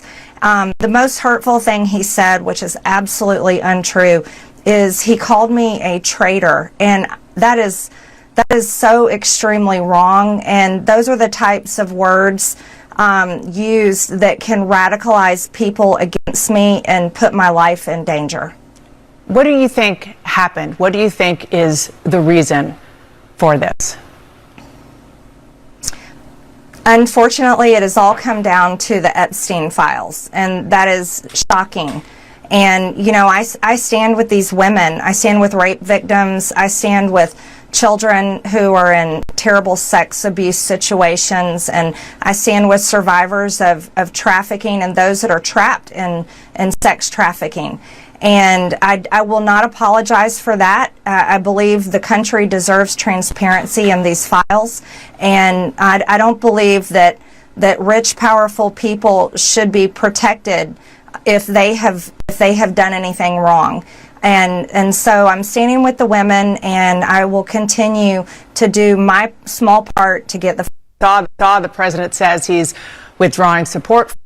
My only issue is if Trump had backed you for junior senator of Georgia to run against Ossoff, would you care about anyone then? That's the only thing. Like, just because your pattern of behavior, if Trump had backed you to run against Ossoff, you'd still be a nasty, horrible monster saying that women were all lying. And I just have to defend actual women who have been victims of things. So, listen, but I just want to say, I do believe, though, that once you are the victim of real vitriol and hate on the internet, and I think I've experienced that, like, you know, just a tiny, trust me, it is life-changing. When you start putting yourself out there on the internet and, like, the hate you get, it changes you. Like, it messes with everything you thought you were, you start changing. So I don't discount the fact that whatever has happened to her, it's changed her ideas. But I just want to point out, if Trump had backed her to run against Ossoff, which she would have lost. Actually, I'll agree with Trump. There's no fucking world in which Marjorie Taylor Greene was going to run against golden boy John Ossoff for senator and win. I don't think she could have, but yeah, we'll see. Anyways, let's just listen without judgment as best we can. I'm judging in my mind, but let's listen.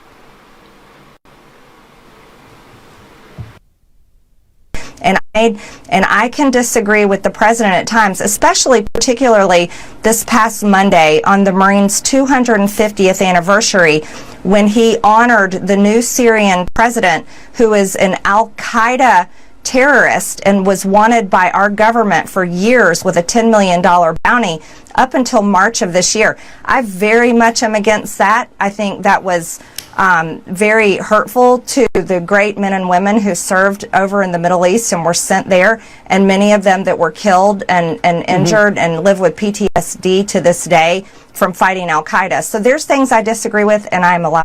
Trump's like, happy Veterans Day. Here's the guy that unalived your family members. Like, and people are like, I can't believe he did that. Like, I was raised by one of these, and I mean, way smarter than Trump. And I want you to know, it's intentional. He's conditioning us to accept any crazy. And what scares me about that, and I promise you, we're going to be talking about what I'm saying now, months from now, and being like, oh my God. Why ever he did that on Veterans Day, it's because he is conditioning people to be okay for something much worse in the future.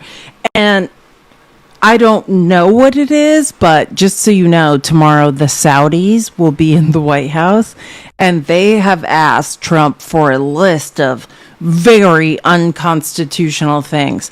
And my guess is, and they have bribed him in many ways, which I've reported on. And I don't think that's why. I think there's even worse to come. I think let me go back. I think there's two reasons. He's trying to condition us to be okay with nonsense, and also because the Saudis are going to be in the White House and steal from us. Remember, America first, but the Saudis are going to take precedent tomorrow. But I actually think the other reason is Trump doesn't have a choice. And if you haven't noticed that yet, Trump is controlled by Putin. I don't know what Putin has on Trump, but Trump is on a leash. And if you don't understand world politics and history, Putin owns, that's where Putin's Middle Eastern military base is. So Trump has to invite that guy because Daddy Putin told him to.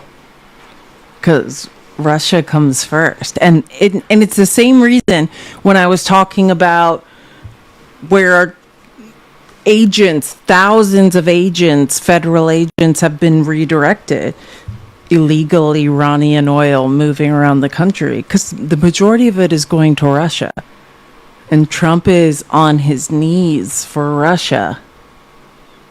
And if you follow the money, you can easily understand. Forget whatever anyone else has on Trump. Whatever Russia has on Trump is the worst of the worst, because when he's a dog that salivates, the Pavlovian response, Trump lives to get on his knees for Putin. And that's super strange, right? And that's why I always say accountability is powerful. Once nobody knows anything, the worst of you is out there, nobody can leverage you again. And that's my point about Trump. Why use all your political capital, every bit of energy you have left, to cover up shit for other people? None of it makes sense. But eventually, sorry, that was not what I was trying to do. Which clip was I playing? Oh yeah, I played that one. Sorry. Oh yeah, here we go.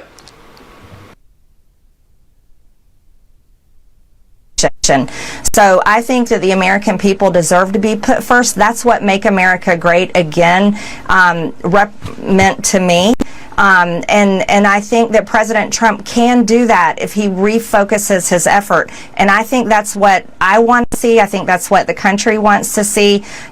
Even if he's attacking me, I do want him to be successful for the American people. So sounds like you're saying that he is not representing the MAGA movement that he started right now. I can say that promoting H-1B visas to replace American jobs, bringing in 600,000 Chinese students to replace American students' opportunities in American colleges and universities, those are not America First positions.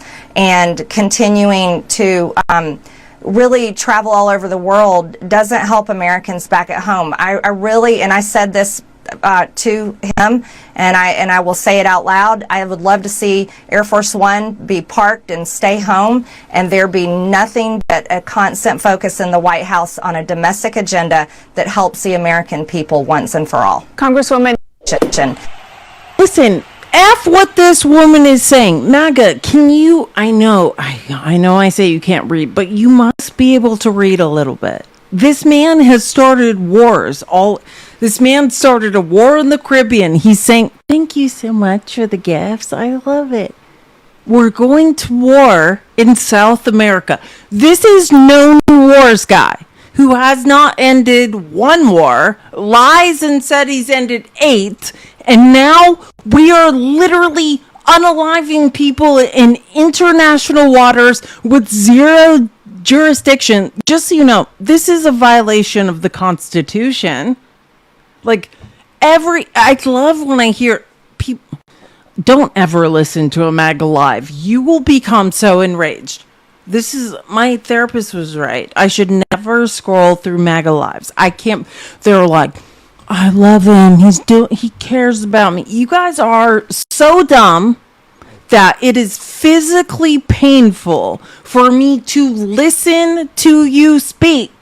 No new wars guy is going to attack a South American country. And let me just, not to draw a very logical correlation to something else. Does anyone think it's strange that whenever we attack other countries that seemingly do nothing to us. We claim they're harboring terrorists, and for whatever reason, they have untold reserves of oil underneath them. Nobody at this point can draw a connection. No MAGA person has a brain to see a pattern.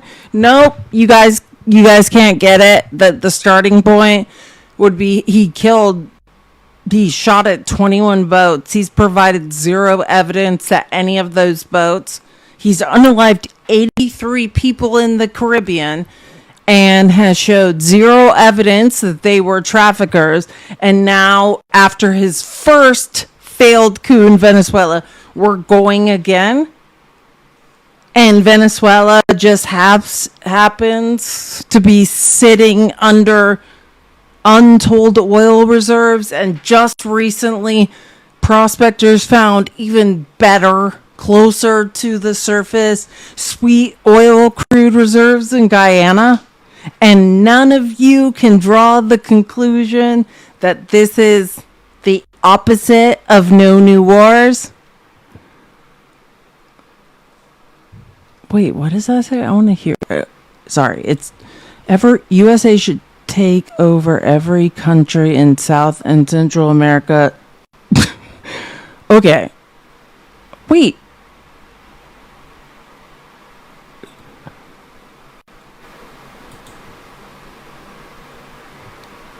What? Okay, I just got a giant violation, but also I'm just going to invite this idiot up. Holiday Kid, let's talk. Why can't I invite you into my live? Are you... Hold on. I'm going to restart my live. Holiday Kid, I just got another violation, but I have done nothing. I just stated facts.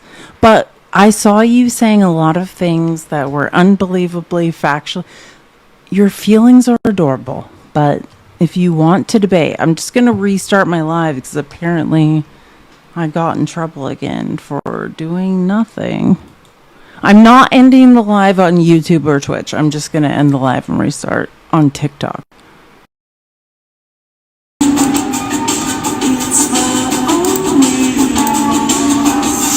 There we go. We're good, Drew.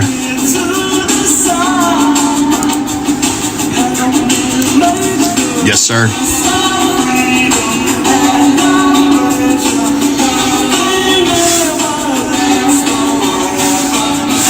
What's going on, Sanders? Got 2 brakes, guys, in the shop. Got a Sapphire brake, and we got Golden Nitrous as well. Golden Nitrous is the repack brake, $75 floor. The case hits $2,000 in the nitrous brake. $2,000 case hit in the Golden Nitrous brake for today. That's a brake with 1115. Appreciate it, Brian. We are much better. What's going on, John? Welcome in. Sapphire, this is the first half. This is a fresh case. These come in a case of 10. These are the first 5. I have the other 5 next to me. Maybe we'll run them tomorrow. Maybe tonight if we're moving quick, but we'll probably run that tomorrow. This is the first half, first 5. Pro debut, it's not my favorite. Not my favorite, Shannon. I've never been big on pro debut. Not my favorite. But I know a lot of people do like it, but not my thing.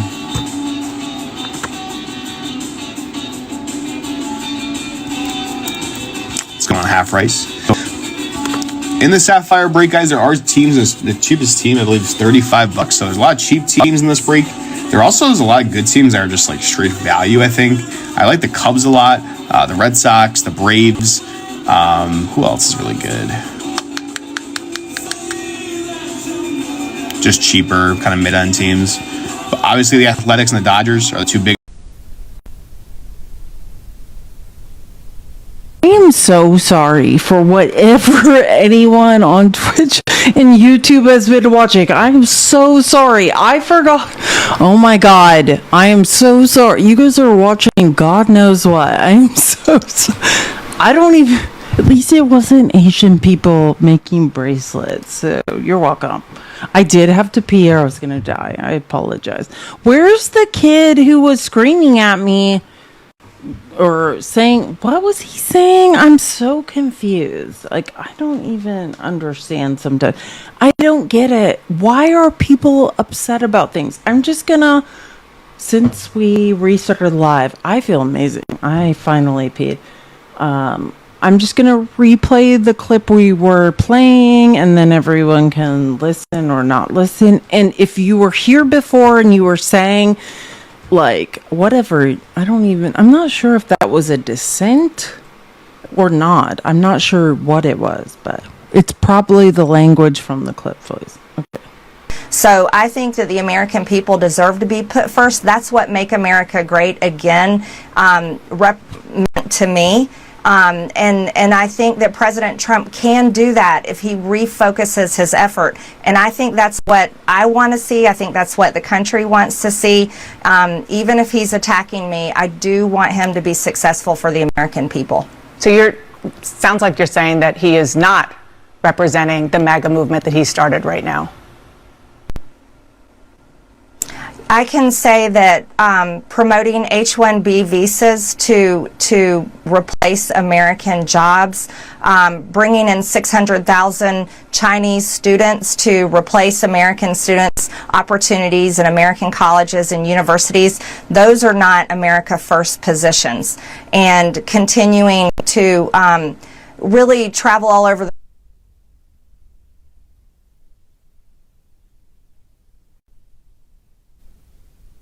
world doesn't help Americans back at home. I really, and I said this to him, and I will say it out loud, I would love to see Air Force One be parked and stay home, and there be nothing but a constant focus in the White House.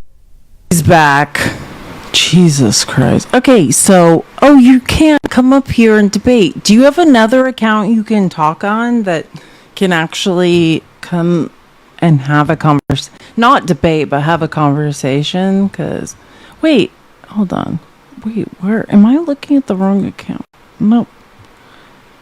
Yeah. You have 114 followers and you're not allowed. But aren't people with 100 followers allowed to debate now? I thought, did you get banned from debating or from having conversations? You're accountable to... he can't. That's what I'm asking him. I'm trying to ask him if he has a different account. He can't. I can't ask him to come up. Because yeah, and not one word. I love how you came back, but don't you have a friend who has a TikTok account that can talk to people? And I think pretty much any amount of followers can have discussions on TikTok now. No, I'm not. I don't want opposition. I never take opposition. This man was saying child or whoever, I have no idea who that is, was saying idiotic things in the chat. And when people try to say things that I know are mathematically and factually untrue, I will invite them up so I can correct them. But yeah, he talked to me here. Yeah, I would say that too. What I'm going to do is not talk to you ever again. Okay. Yeah, no, I don't know. His name is Holiday Kid. He's not allowed to speak to people. When and if you have a big boy account that can I blocked him. He was saying things that were very incendiary and very incorrect that could be easily disputed. And then he wanted me to talk to him from the comments. He got blocked. But I'm sure you have another account you can come back on. Maybe that account you could come up here, because I'm not debating your silent idiocy, like not doing your work for you, weirdo.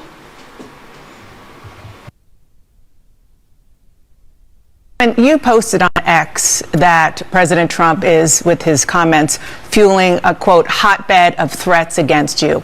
Obviously, any threats to your safety are completely unacceptable. But we have seen these kinds of attacks or criticism from the president at other people. It's not new. And with respect, I haven't heard you speak out about it until it was directed at you. Yeah, and I just want to clarify, like, on previous interviews, she said, like, I fear for my life. Like, I've been contacted by private security firms telling me I need to be scared for my life, which I'm not saying I don't. I believe that is legitimate. I have had the force with, let me be clear, the ignorance and the force with ignorant MAGA come at people with, yeah, you should be scared for your safety. But yeah, here's the issue. Where were you, weirdo?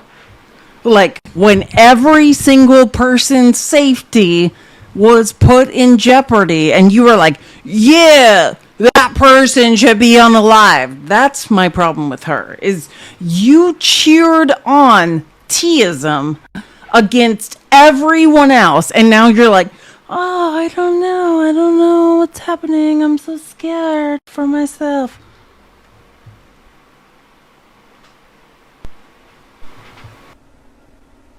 Deanna, I think that's fair criticism, and I would like to say humbly, I'm sorry for taking part in the toxic politics. It's very bad for our country, and it's been something I've thought about a lot. So again, and this will be my thesis statement for anybody that ever says, oh, the new Attorney General of Virginia is a bad person. This woman not only wished unaliving on people in text messages, actively 24 hours a day was cheering on violence against other people.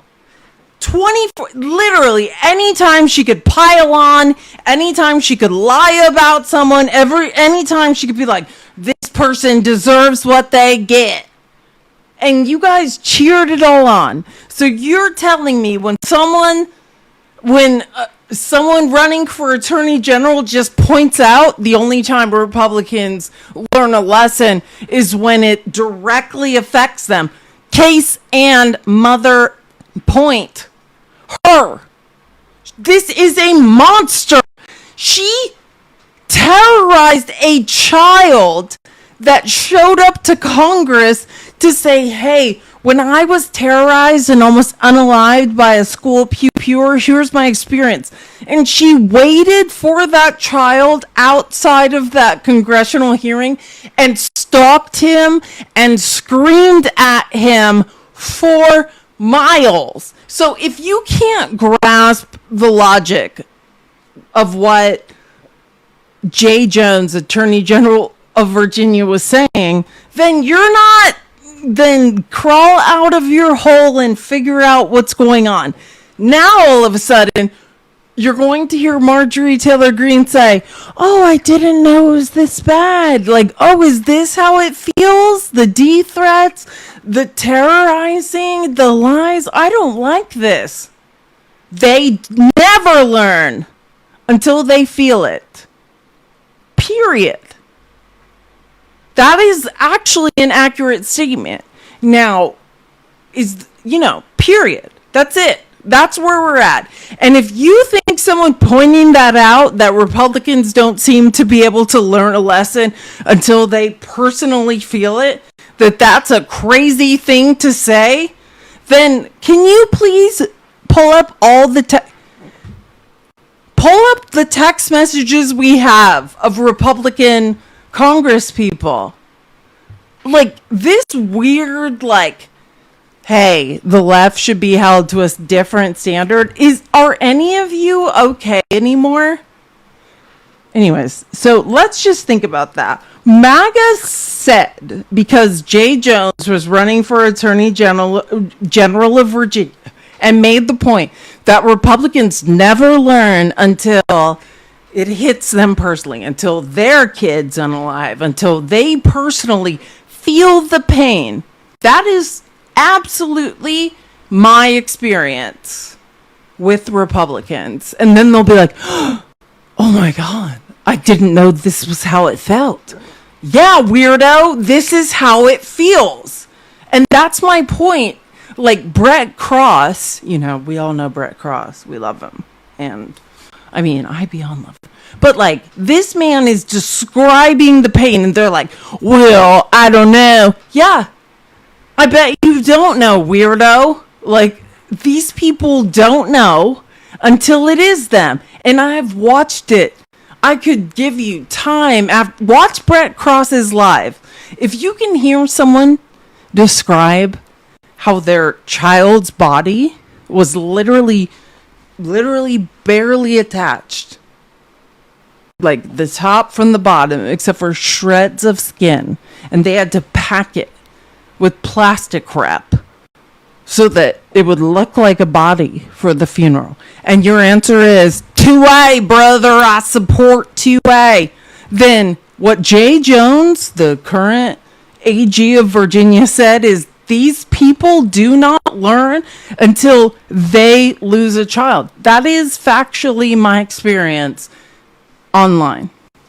That's my experience. If you can listen to Brett Cross tell his story of his child unaliving in Uvalde, and I watch his lives all the time. I love him. And sit there and be like, 2A, brother. Then you have proved Jay Jones's point, is until it directly happens to you, you don't care. Where is Brett? Can someone text Brett and see if he's available? I'm sure he could speak to that Can someone message Brett and see if he's available? Because I'm sure he would have a lot to say about that. Like, and people are like, and I love John for coming up and being like, thank you for saying that. No, that should be gospel at this point. And I'm not speaking about the electorate that is not on the internet, but us here on political TikTok, that is a truth. In my mind, none of you care. None. You watch somebody whose child was ripped apart in Uvalde and you're like, 2A, brother, 2A. Like, the only lesson these people will ever learn that changes a thing is personal. I could not agree more. And I mean, that's just from years of being online. Now, maybe that sounds harsh to people who aren't online, but yeah, that's the reality.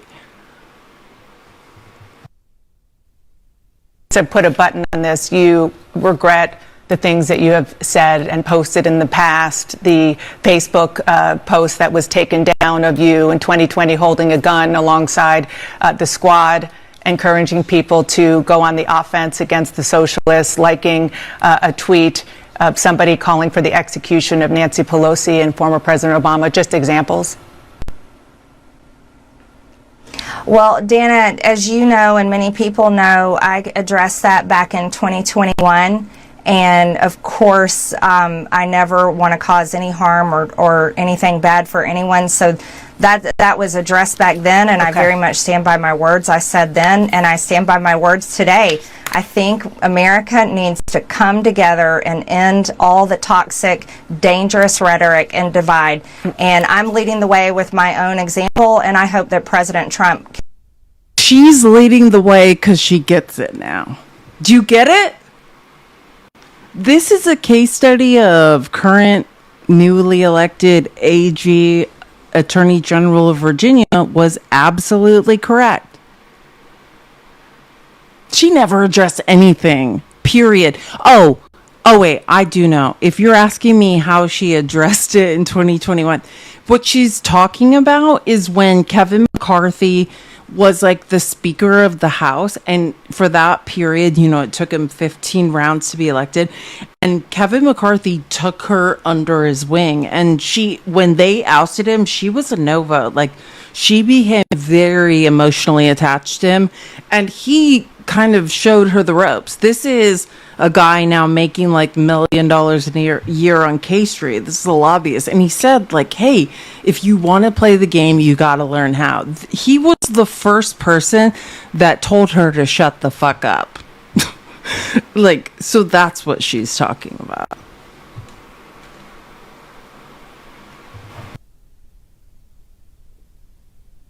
Ask you about something you posted just yesterday on X. You questioned who and what country is putting so much pressure on Trump to keep the Epstein files hidden. And you included a picture about donations from pro-Israel lobbying group AIPAC. What are you trying to say there?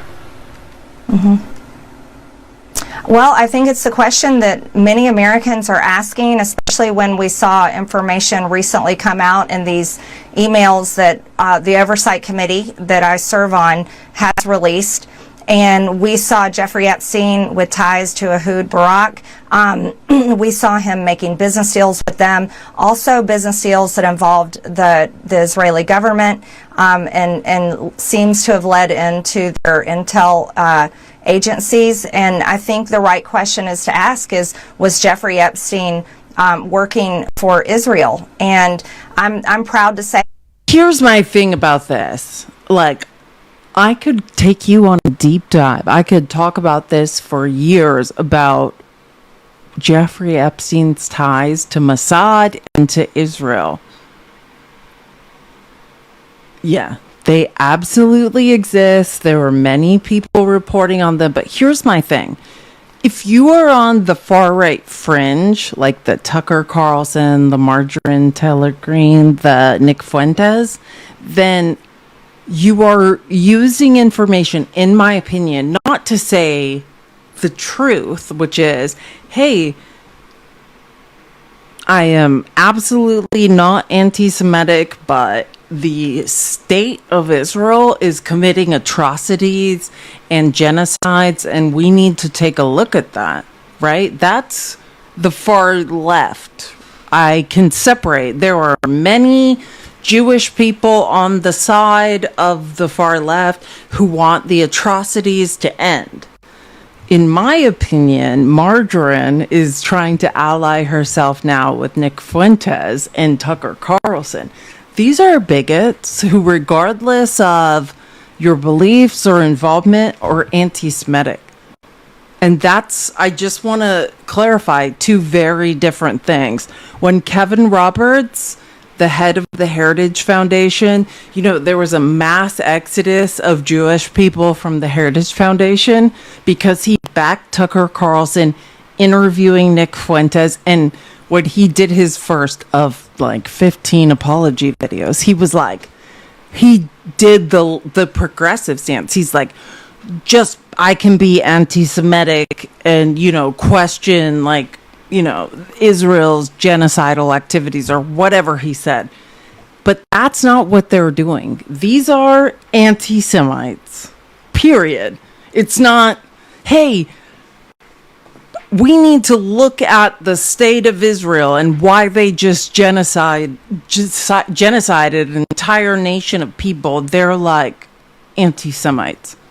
So we have to make a very deep distinction between the two, because it's going to seem like the far left and the far right are aligning, and we are not aligning. Like, we are not you are not us, nor should we ever mistake each other for the two.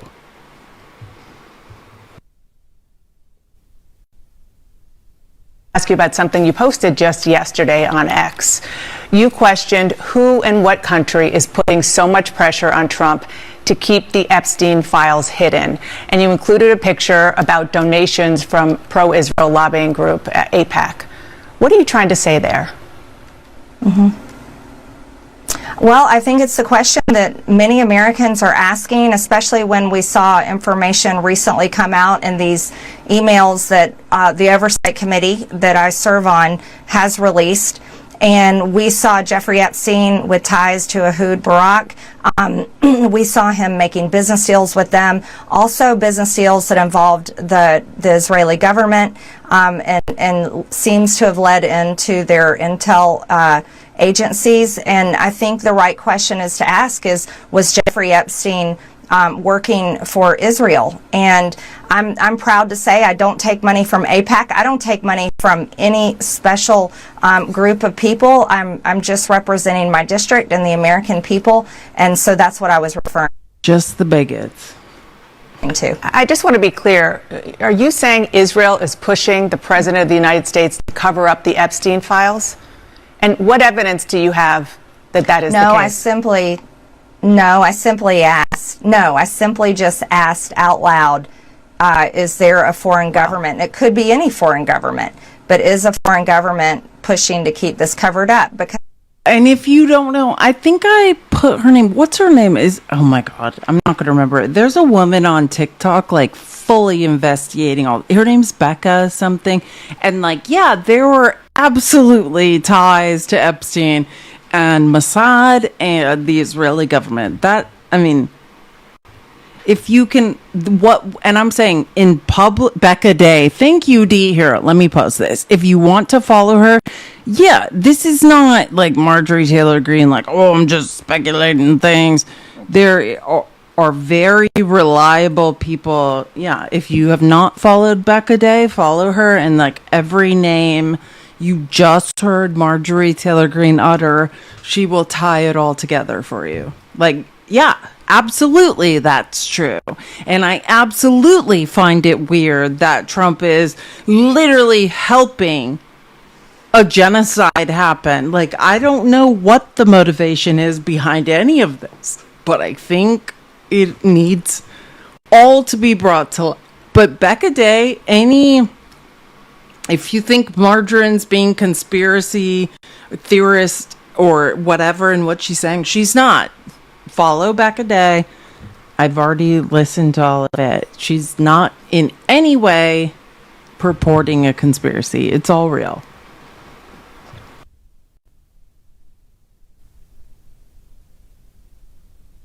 You're talking about lowering the rhetoric, which is important for everybody to hear from you and all of our elected officials.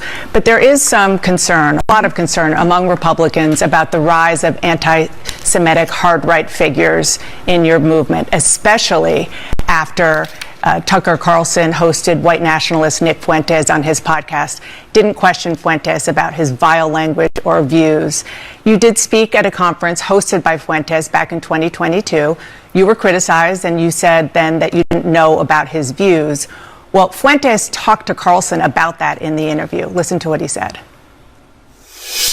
Well, again, with Marjorie, I was a friend of hers, and she spoke at my conference, and then the day after, she pretended like she didn't know me. She pretended like she didn't know me and lied and said I had no idea the conference I was speaking at. She knew exactly what it was. What do you say to that? Well, first of all, I defend every single person's free speech rights. I think that's incredibly important. So I don't apologize for that, and I don't believe in canceling people. And I think it's important for people like Tucker Carlson and yourself to interview everyone. I don't believe in trying to cancel someone by refusing to interview them and question them. And I did speak at his conference back in 2022. However, I don't know Nick Fuentes. He's someone I've never exchanged text messages with or phone calls, but I did speak at his conference. That was the first time I had met him that day, and that was it. But I did watch the interview. I watched the full interview with Tucker, and I admire him for interviewing many people as well as exposing a lot of powerful information. I hear what that you're he saying. does on his show. I hear what you're saying about free speech. I mean, count me as guilty as a proponent of free speech. There's free speech, and then there is hate speech. And this is a man invited on a really prominent conservative show who said, even during that interview, he had a problem with, quote, organized Jewry, and he wasn't challenged on it. In the past, he has denied the Holocaust, called Adolf Hitler effing cool. Oh, sorry. I didn't mean to do that. It's way beyond that. I mean, every day it gets worse. Now that Tucker Carlson empowered him and being like, let me just be clear. This is what I'm saying. This is the reason that Trump creating a power vacuum, going and starting a war because he feels insecure and wants to distract from the Epstein files is a problem. If there's any lesson we've learned in America, you start a war, you displace a dictator, you create a power vacuum. A power vacuum that creates problems for a century to come. And that is what, when Charlie Kirk got unalived, this is the power vacuum on the right. And Nick Fuentes all of a sudden is like, I'm here. I'm the right flank. And whatever you heard Dana Bash just say is 8,000 times worse than what I've heard him say, because I monitor him like I used to monitor Steve Bannon. This kid is a monster. Literally. I hear what you're saying. Does on his show. I hear what you're saying about free speech. I mean, count me as guilty as a proponent of free speech. Mm-hmm. There's free speech, and then there is hate speech. And this is a man invited on a really prominent conservative show who said, even during that interview, he had a problem with, quote, organized Jewry, and he wasn't challenged on it. In the past, he has denied the Holocaust, called Adolf Hitler effing cool, talked about the fact that he thought Jim Crow was just fine, and on and on. So again, there's free speech, and then there's just hateful language and sentiments. Well, Dana, again, I told you on this interview that I'm committed to ending the toxic politics, and I think I don't want to have anything to do with it. You should have Nick Fuentes on your show, and you could ask him questions about that. I myself felt like, okay, Margarine, is she? I don't think she's actually distancing herself from him, but okay, like that. I think that's the best she can do at this time. That's cool. Whatever, weirdo. But I don't think she's actually distancing herself. Hold on. This is my new object of contention. This was released, as I said, on Friday night aboard Air Force One. Like this, I'm not reading this all. Basically, Trump's like, I changed my mind. Since mathematically I've lost, and it is inevitable that the Epstein files are going to be released as soon as tomorrow, in case you're wondering. The vote is going to be as soon as tomorrow. Now, I would like to make a large statement to say I wasn't trying for them not to be released. I actually want them to be released. I 100% want them to be released. Everyone released them. Like, it is delusional, and possibly, like, we finished scrubbing them. I would hope, well, let me just say this. As someone who comes from the tech industry, if they scrub them, then whenever Trump leaves office, that will be detectable. There's no actions you can digitally take to scrub data that won't later be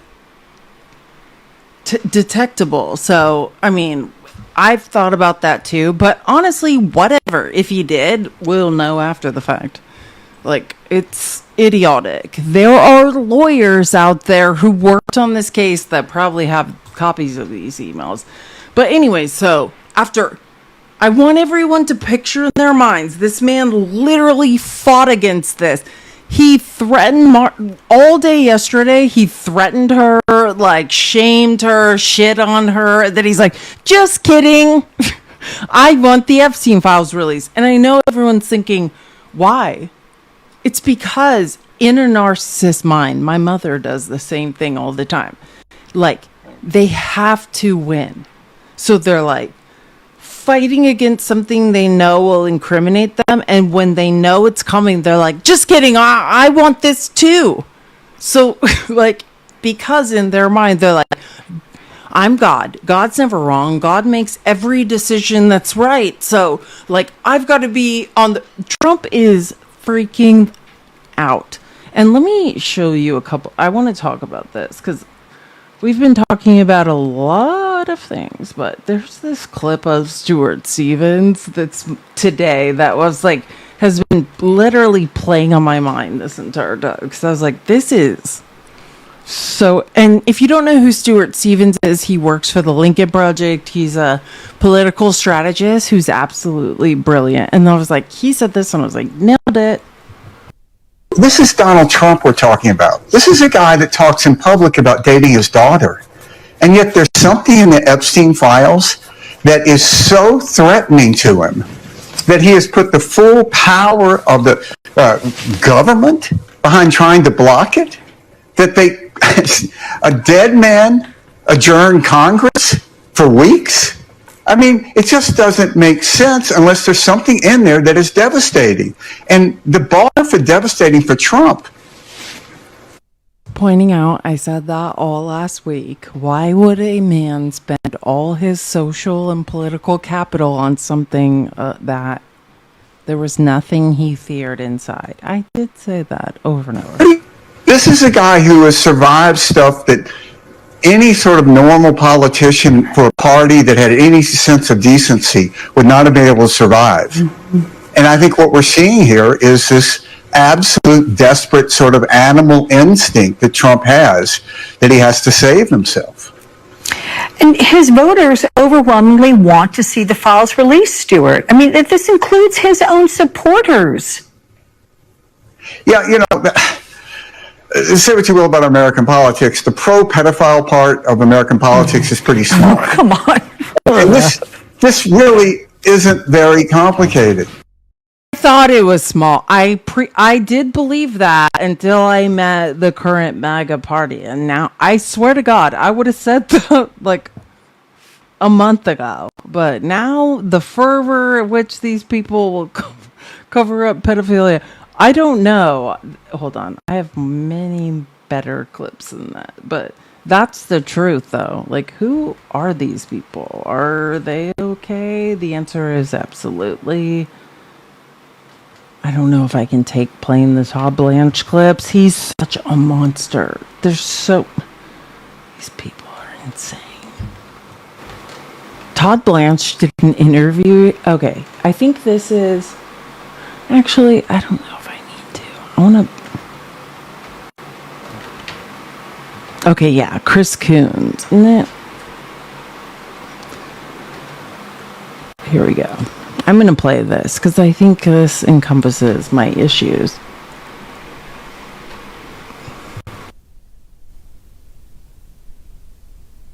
This is Jeffrey Epstein's brother who was interviewed by Don Lemon. I played this clip before on Facts Still Matters Live a couple months ago, and I think it's perfect for this, just to debunk all the weird stuff people are saying. When you saw that interview with them, I think there was a couple of interviews. The one thing with Maria Bartiromo, where they sat down, and I mean, they were glum, and they're saying, there's nothing there. I would be honest with you, there's nothing there. After years and years of pushing, and also calling this somehow a Democrat, according to them, conspiracy theory, and that somehow the Democrats were involved in your brother's death. I don't think the Democrats... Look at it this way. Bill Barr, when he came out with that ridiculous statement, he was the Attorney General. You know, who did he... Look, if Jeffrey was murdered, which I believe he was, somebody did it. So the people who are coming out with these ridiculous statements, I think, are covering up for somebody, right? So who are they covering up for? You know, Bill Barr worked for the President of the United States. Kash Patel works for the President of the United States. Pam Bondi works for the President of the United States. Maybe someone should ask him what he knows. Who do you think they're covering up for? Who do they all work for? They all work for Donald Trump. Well, Like I said in another interview, I wouldn't be surprised. You wouldn't be surprised if Donald Trump was behind your brother's death? Are you saying that Donald Trump had your brother murdered, do you believe? I'm not saying that. I'm saying if that's what it was, I wouldn't be surprised. We know that Jeffrey had dirt on Donald Trump. We know that. That's a fact. Because he said in 2016 with the election that if he said what he knew, they'd have to cancel the election. He didn't tell me what he knew, but that's what he said. And I've been public about that before. That shouldn't come as a shock. Dirt like what? Dirt about what? Of course, Steve Bannon said that the only person he feared for Donald Trump's sake was Jeffrey Epstein. Why? What do you think? Jeffrey was going to beat him up? No, it's because of what Jeffrey knew.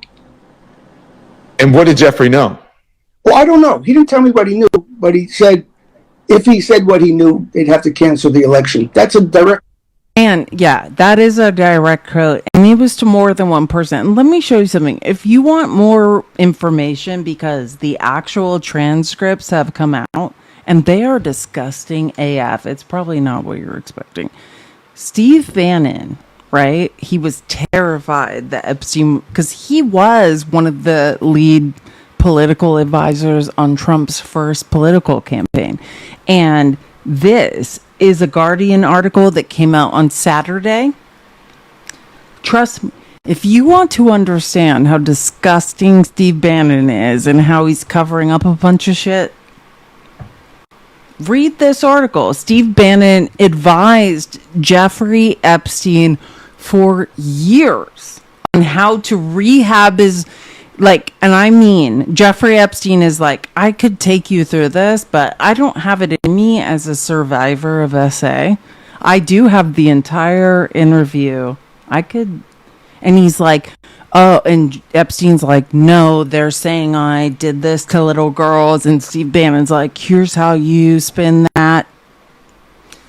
Read this, MAGA, if any of you are listening. This is the most thing on earth.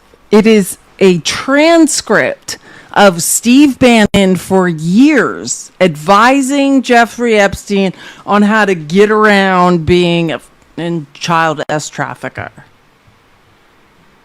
This is an article from The Guardian. You can screenshot this. This is the title. Well, they should believe it because it's literally... If it's not true, sue The Guardian. It's absolutely true. Or there'd be a lawsuit filed. This is true, and it is disgusting. Hundreds of texts over almost a year show MAGA influencer Steve Bannon and convicted S-offender Jeffrey Epstein workshopping legal and media strategies. MAGA, wait a minute. I thought you cared about the kids. Why would your Lord and Savior, Steve Bannon, be strategizing with a kid abuser on how to cover it up? That seems super strange. The texts released by the House Oversight Committee on Wednesday show that as early as June 2018, the pair were devising responses to the gathering storm of public outrage about Epstein's criminal history, his favorable treatment of the justice system, and his friendships with powerful figures in the business, politics, and academia. This is why, right? Bannon knew who Jeffrey Epstein was, what he had on Trump, and was still, after the fact, managing him, in my opinion.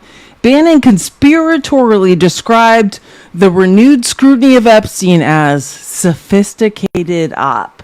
And over time, he counseled Epstein in his adversarial responses to media outlets, the justice system, and his victims. Steve Bannon, up until Epstein's death, was advising Epstein on how to manage the children he had assaulted.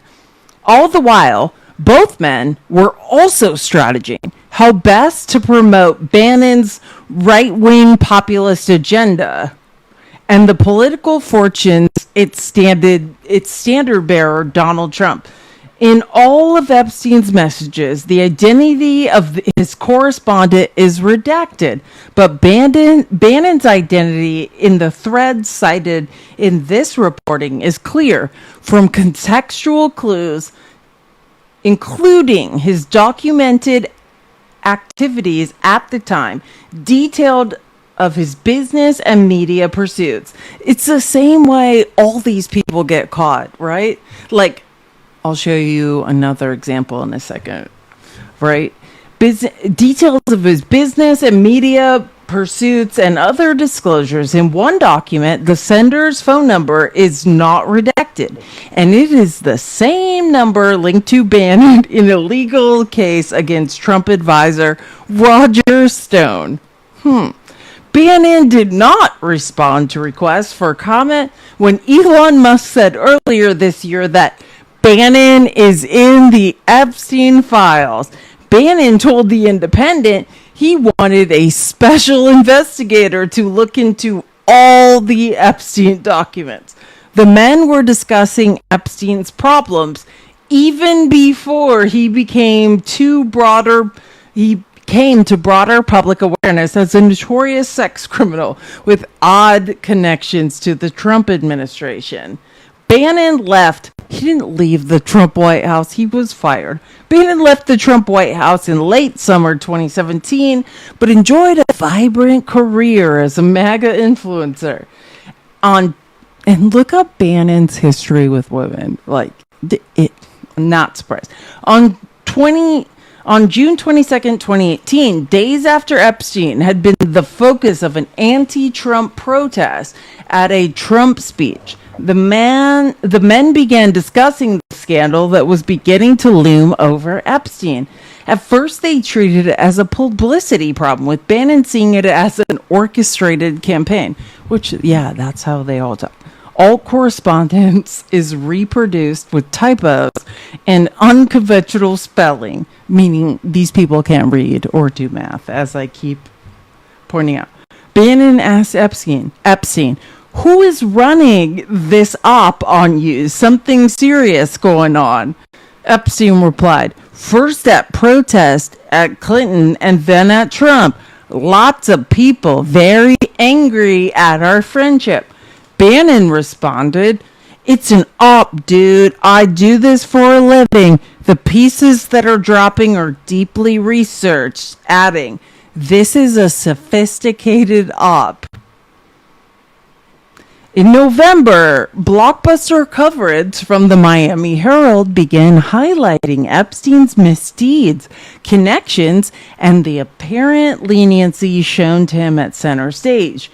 In December, he was not only feeling the heat, but musing about his capacity to damage the Trump administration. On December 18th, an unknown correspondent tried to reassure Epstein, quote, it will all blow over. They're really just trying to take down Trump and doing whatever they can to do that. Epstein responded, yes, thanks. It's wild because I am the one able to take him down. That's a weird thing to say. In early February 2019, Bannon opened an exchange on the developing story by linking to an item at the controversial news site Zero Hedge that quoted Republican then-Senator Ben Sasse on the matter. Epstein responded, yes, /wild, and linked to a Fox News item covering the same ground. He then asked for Bannon's advice on how to respond. Continue to ignore? Ann Coulter on Hannity, attack, op-ed? Not my skill set, adding, what about the Atunes penning something that suggests indignation and lays out some facts? That drives it a week, Bannon responded, causing Epstein to seek clarification. Sass calling me a child rapist. Is nuts. Sorry, do you mean ignore or responding makes it worse? Bannon replied, I think it makes it worse. And absolutely Bannon was running cover and managing Epstein for Trump.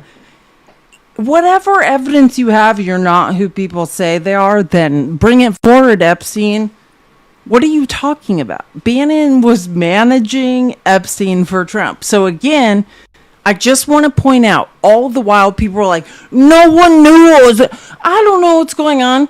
Bannon is literally a person who was actively managing Epstein to run cover for Trump. We now know this. Again, if you're like, where did you get all this? This is a Guardian article. And also, I've read about this or the existence of this in other publications. Oh, wait, hold on. I'm sorry. Let me find the actual. Here, if you want to read this, Steve Bannon advised Jeffrey Epstein for years on how to rehab his reputation. Text show. And he actively knew who he was and kept going.